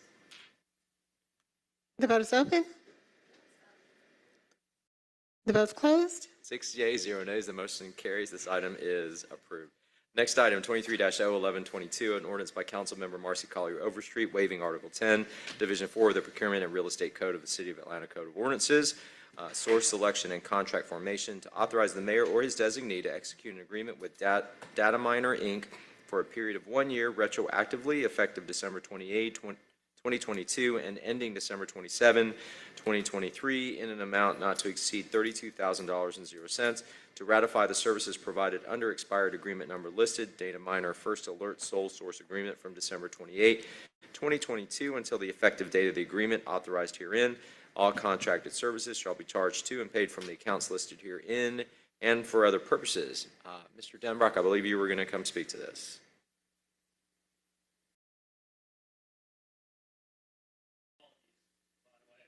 I wear my uniform, but it's okay. I think you know what happened. So, look, first, Councilmember One, my apologies for the retroactive on this. As you know, Data Miner is used to is programmed right now to check on the legislative branch members of the council, and in the executive branch is literally comes the social media platform to ensure the safety in case somebody makes any threats, overt threats and otherwise on social media to legislative branch and the executive branch. The reason if it's somebody to blame, it's me.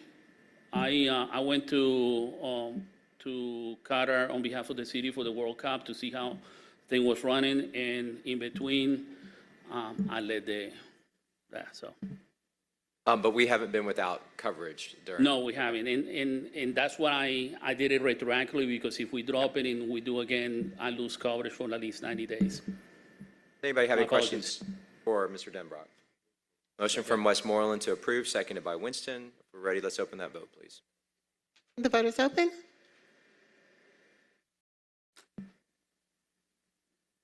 The vote is closed. 6 yeas, 0 nays. The motion carries. This item is approved. Thank you. Next item is 23-01126, an ordinance by council members Liliana Bakhtiari and Alex Wan to provide for the annexation of property located at 2018 Flat Shoals Road Southeast, Atlanta, Georgia 30316 into the corporate limits of the city of Atlanta, Georgia, pursuant to the 100% method, to extend the boundaries of the Atlanta Independent School System, to notify the Department of Community Affairs of the state of Georgia of such annexation and for other purposes.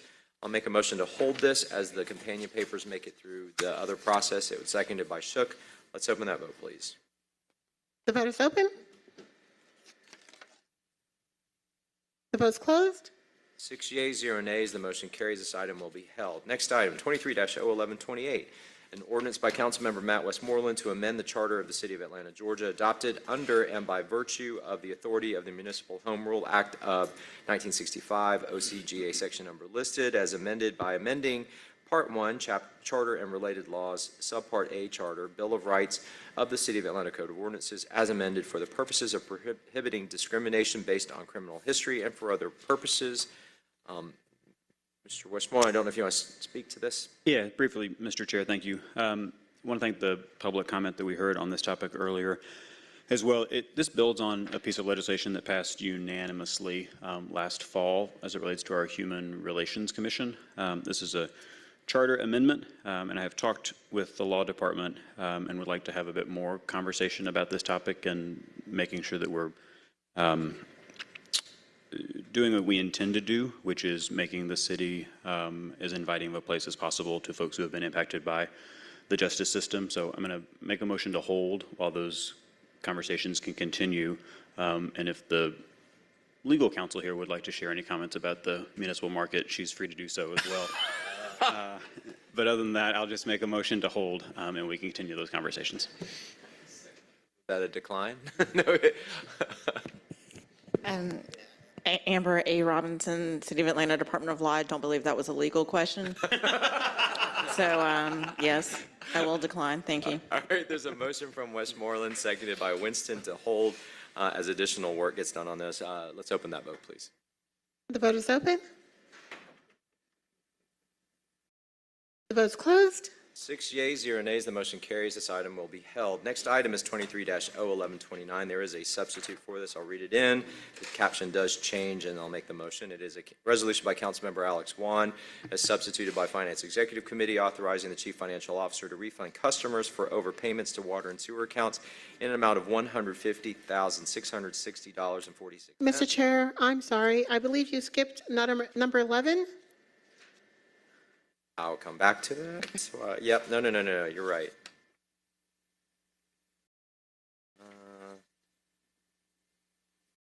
Okay, I do not have that, I was just going through my packet, I do not have that substitute. I think held, that's the item. Yeah, 23-0, oh, I see what you're saying. I'm sorry, when I see substitute, I think those are, I'm supposed to look at substitute. Yep, got it. Okay, 23-01129, sorry. An ordinance by council members Michael Julian Bond, Matt Westmoreland, Jason H. Winston, Amira Faroki, Byron D. Amos, Jason Dozier, Andrea L. Boone, and Antonio Lewis, authorizing the chief financial officer to pay an invoice for the amount of $5,000.00 for the Black Music and Entertainment Walk of Fame, Black History Month induction ceremony, and celebratory brunch honoring Ambassador Andrew Young, and for other purposes. Colleagues, the author of the paper has asked that we hold this. I'll make the motion to hold. Seconded by Westmoreland. Let's open that vote. The vote is open.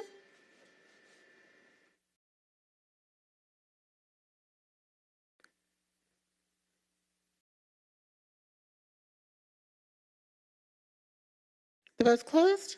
6 yeas, 0 nays. The motion carries. This item will be held. Now we are into resolutions. It's 23-R3229. A resolution by Councilmember Byron D. Amos urging the 2023-24 regular session of the General Assembly to support Georgia House Bill 404, better known as the Safe at Home Act, and for other purposes. The author has requested that we hold this. I'll make the motion to hold, seconded by Westmoreland. Let's open that vote, please. The vote is open. The vote is closed. 6 yeas, 0 nays. The motion carries. This item will be held. All right, I'm going to try this one again. 23-R3236. There is a substitute, and this is authorizing the chief financial officer to refund customers for overpayments to water and sewer accounts in an amount of $156,660.46. All funds will be charged to and paid from account numbers listed and for other purposes. Make the motion to bring forward the substitute, seconded by Shook. Let's open the vote, please. The vote is open. The vote is closed. 6 yeas, 0 nays. The motion carries. Substitute is before us. I will make a motion to approve on substitute, seconded by Shook. If there's no discussion on that, let's open the vote, please. The vote is open.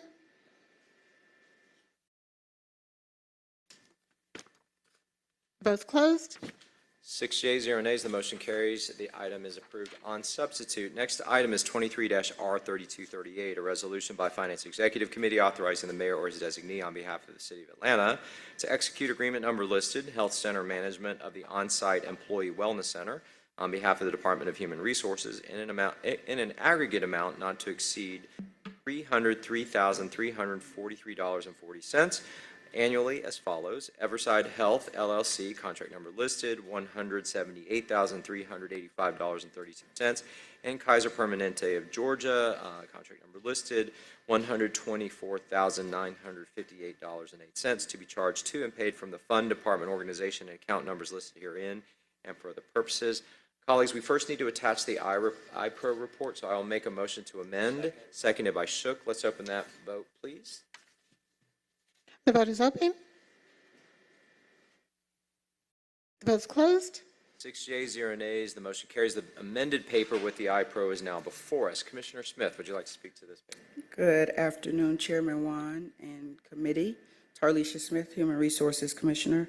I am coming before you today to ask for approval for these contracts for continuity of operations of our wellness center. It's pretty much divided between these two vendors and with comparable services. And I do have some utilization rates. I know you all had asked for that before. Of course, we're still in the process of trying to revamp and build a relationship and get saturation throughout our employee workforce using the gyms, the gym as well as the wellness center. But just to be clear, this is for the wellness center only. The legislation for the fitness center is coming at the next cycle when we come before you again. Questions for the commissioner? Motion from Westmoreland to approve on as amended, seconded by Overstreet. Let's open that vote, please. The vote is open.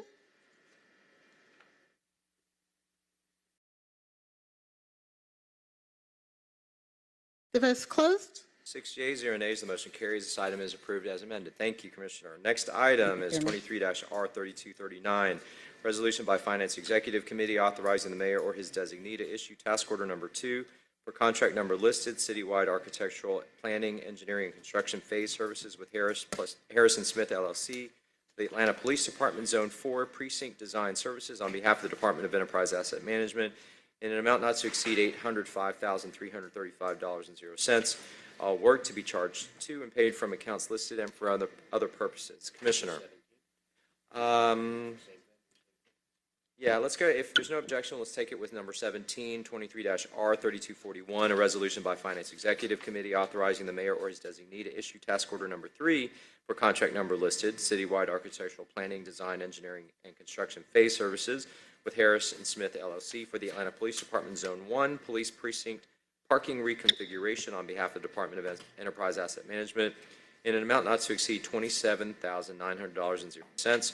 All work to be charged to and paid from accounts listed and for other purposes. All right, Commissioner, you have the floor. Good afternoon again, Committee. Remy Cienzo, Commissioner of Department of Enterprise Asset Management. The legislations are as read. We are beginning the designing services for the new construction of Zone 4, as well as some reconfiguration aspects of Zone 1 relative to the parking lot. All right, questions for the Commissioner? Is there a motion? Motion from Hillis to approve both items, seconded by Westmoreland.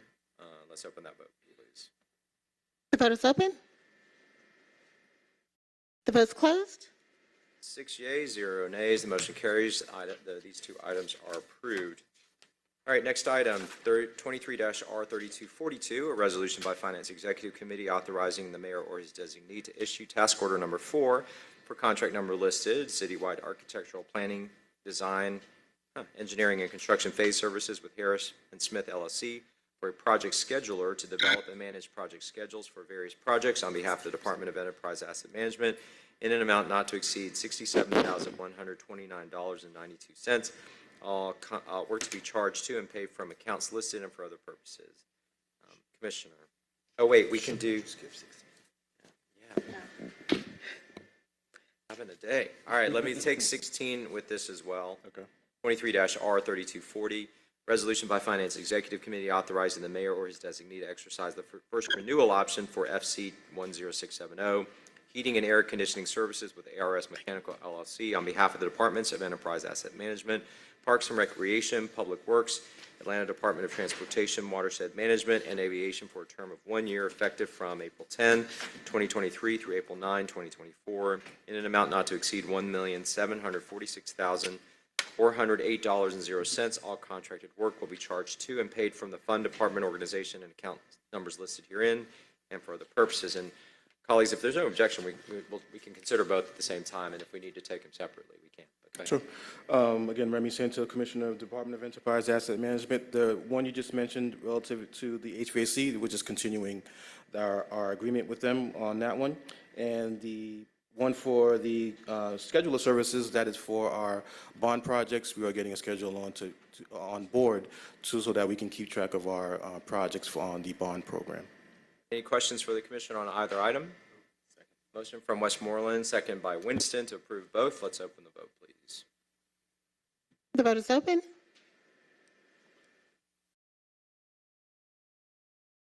The vote is closed. 6 yeas, 0 nays. The motion carries. Both items are approved. All right, 23-R3244, a resolution by Finance Executive Committee authorizing the mayor or his designee to enter into renewal number 2, Rico USA, Inc., for contract number listed via State of Georgia contract number listed for multifunctional copiers on behalf of the Atlanta City Council in an amount not to exceed $19,228.79. All contracted work shall be charged to and paid from the fund, department, organization, and account numbers listed and for other purposes. A motion from Westmoreland, seconded by Overstreet, to approve. Anybody have any questions? Seeing none, let's open the vote, please. Thank you. The vote is open.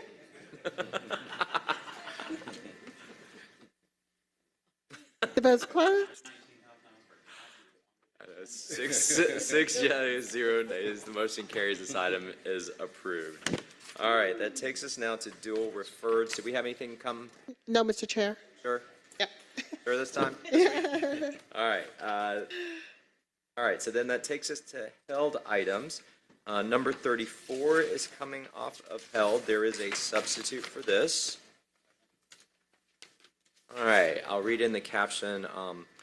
Ordinance by council members Westmoreland, Bakhtiari, Winston, Collier Overstreet, Dozier, Boone, Hillis, and Lewis is substituted by Finance Executive Committee, authorizing the contribution of a total amount not to exceed $2,800,000.00 to Park Pride to support green space improvements and upgrades in communities across Atlanta, authorizing the chief financial officer to make payment for account numbers listed herein and for other purposes. I'll make the motion to bring forward the substitute. It was seconded by Westmoreland. Oh, yeah. Let's open that vote, please. The vote is open. The vote's closed. 6 yeas, 0 nays. Motion carries. Substitute is before us. Any discussion on this? Motion from Westmoreland, seconded by Shook to approve on substitute. Let's open that vote, please. The vote is open. The vote's closed. 6 yeas, 0 nays. The motion carries. That item is approved on substitute. All right, Ms. Lindo, anything else to legislatively? No, Mr. Chair. All right, that takes us to general remarks. Colleagues, I just want to share with y'all about the FY24 budget. We're going to have the final budget calendar at our next committee meeting on the 15th. On Monday, however, a shell paper is going to be introduced at full council to adopt the FY24 budget priorities.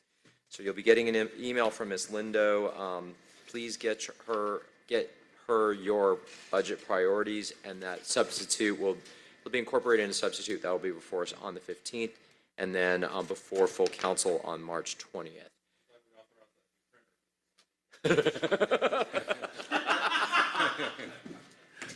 Maybe we need to make an allocation for paper too.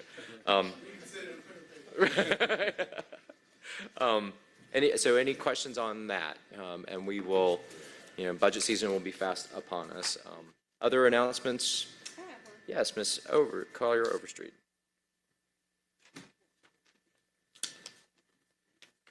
I just want to make sure that I invite everyone to the Women's History Month kickoff that's happening this evening in our City Hall atrium from 6 to 8. Stick around. We're going to have a good time, and we are amplifying our voices, and we're starting today. Thank you. Thank you. Party planner, Mr. Westmoreland. Yeah, and I'll just point out the last legislative item on the agenda that we just adopted unanimously sets aside $3 million for neighborhood and community parks in 7 council districts. So that's good news. Go team. Other comments? All right, seeing none, we stand adjourned. Thank you. We'll see you, everybody, on Monday at full council.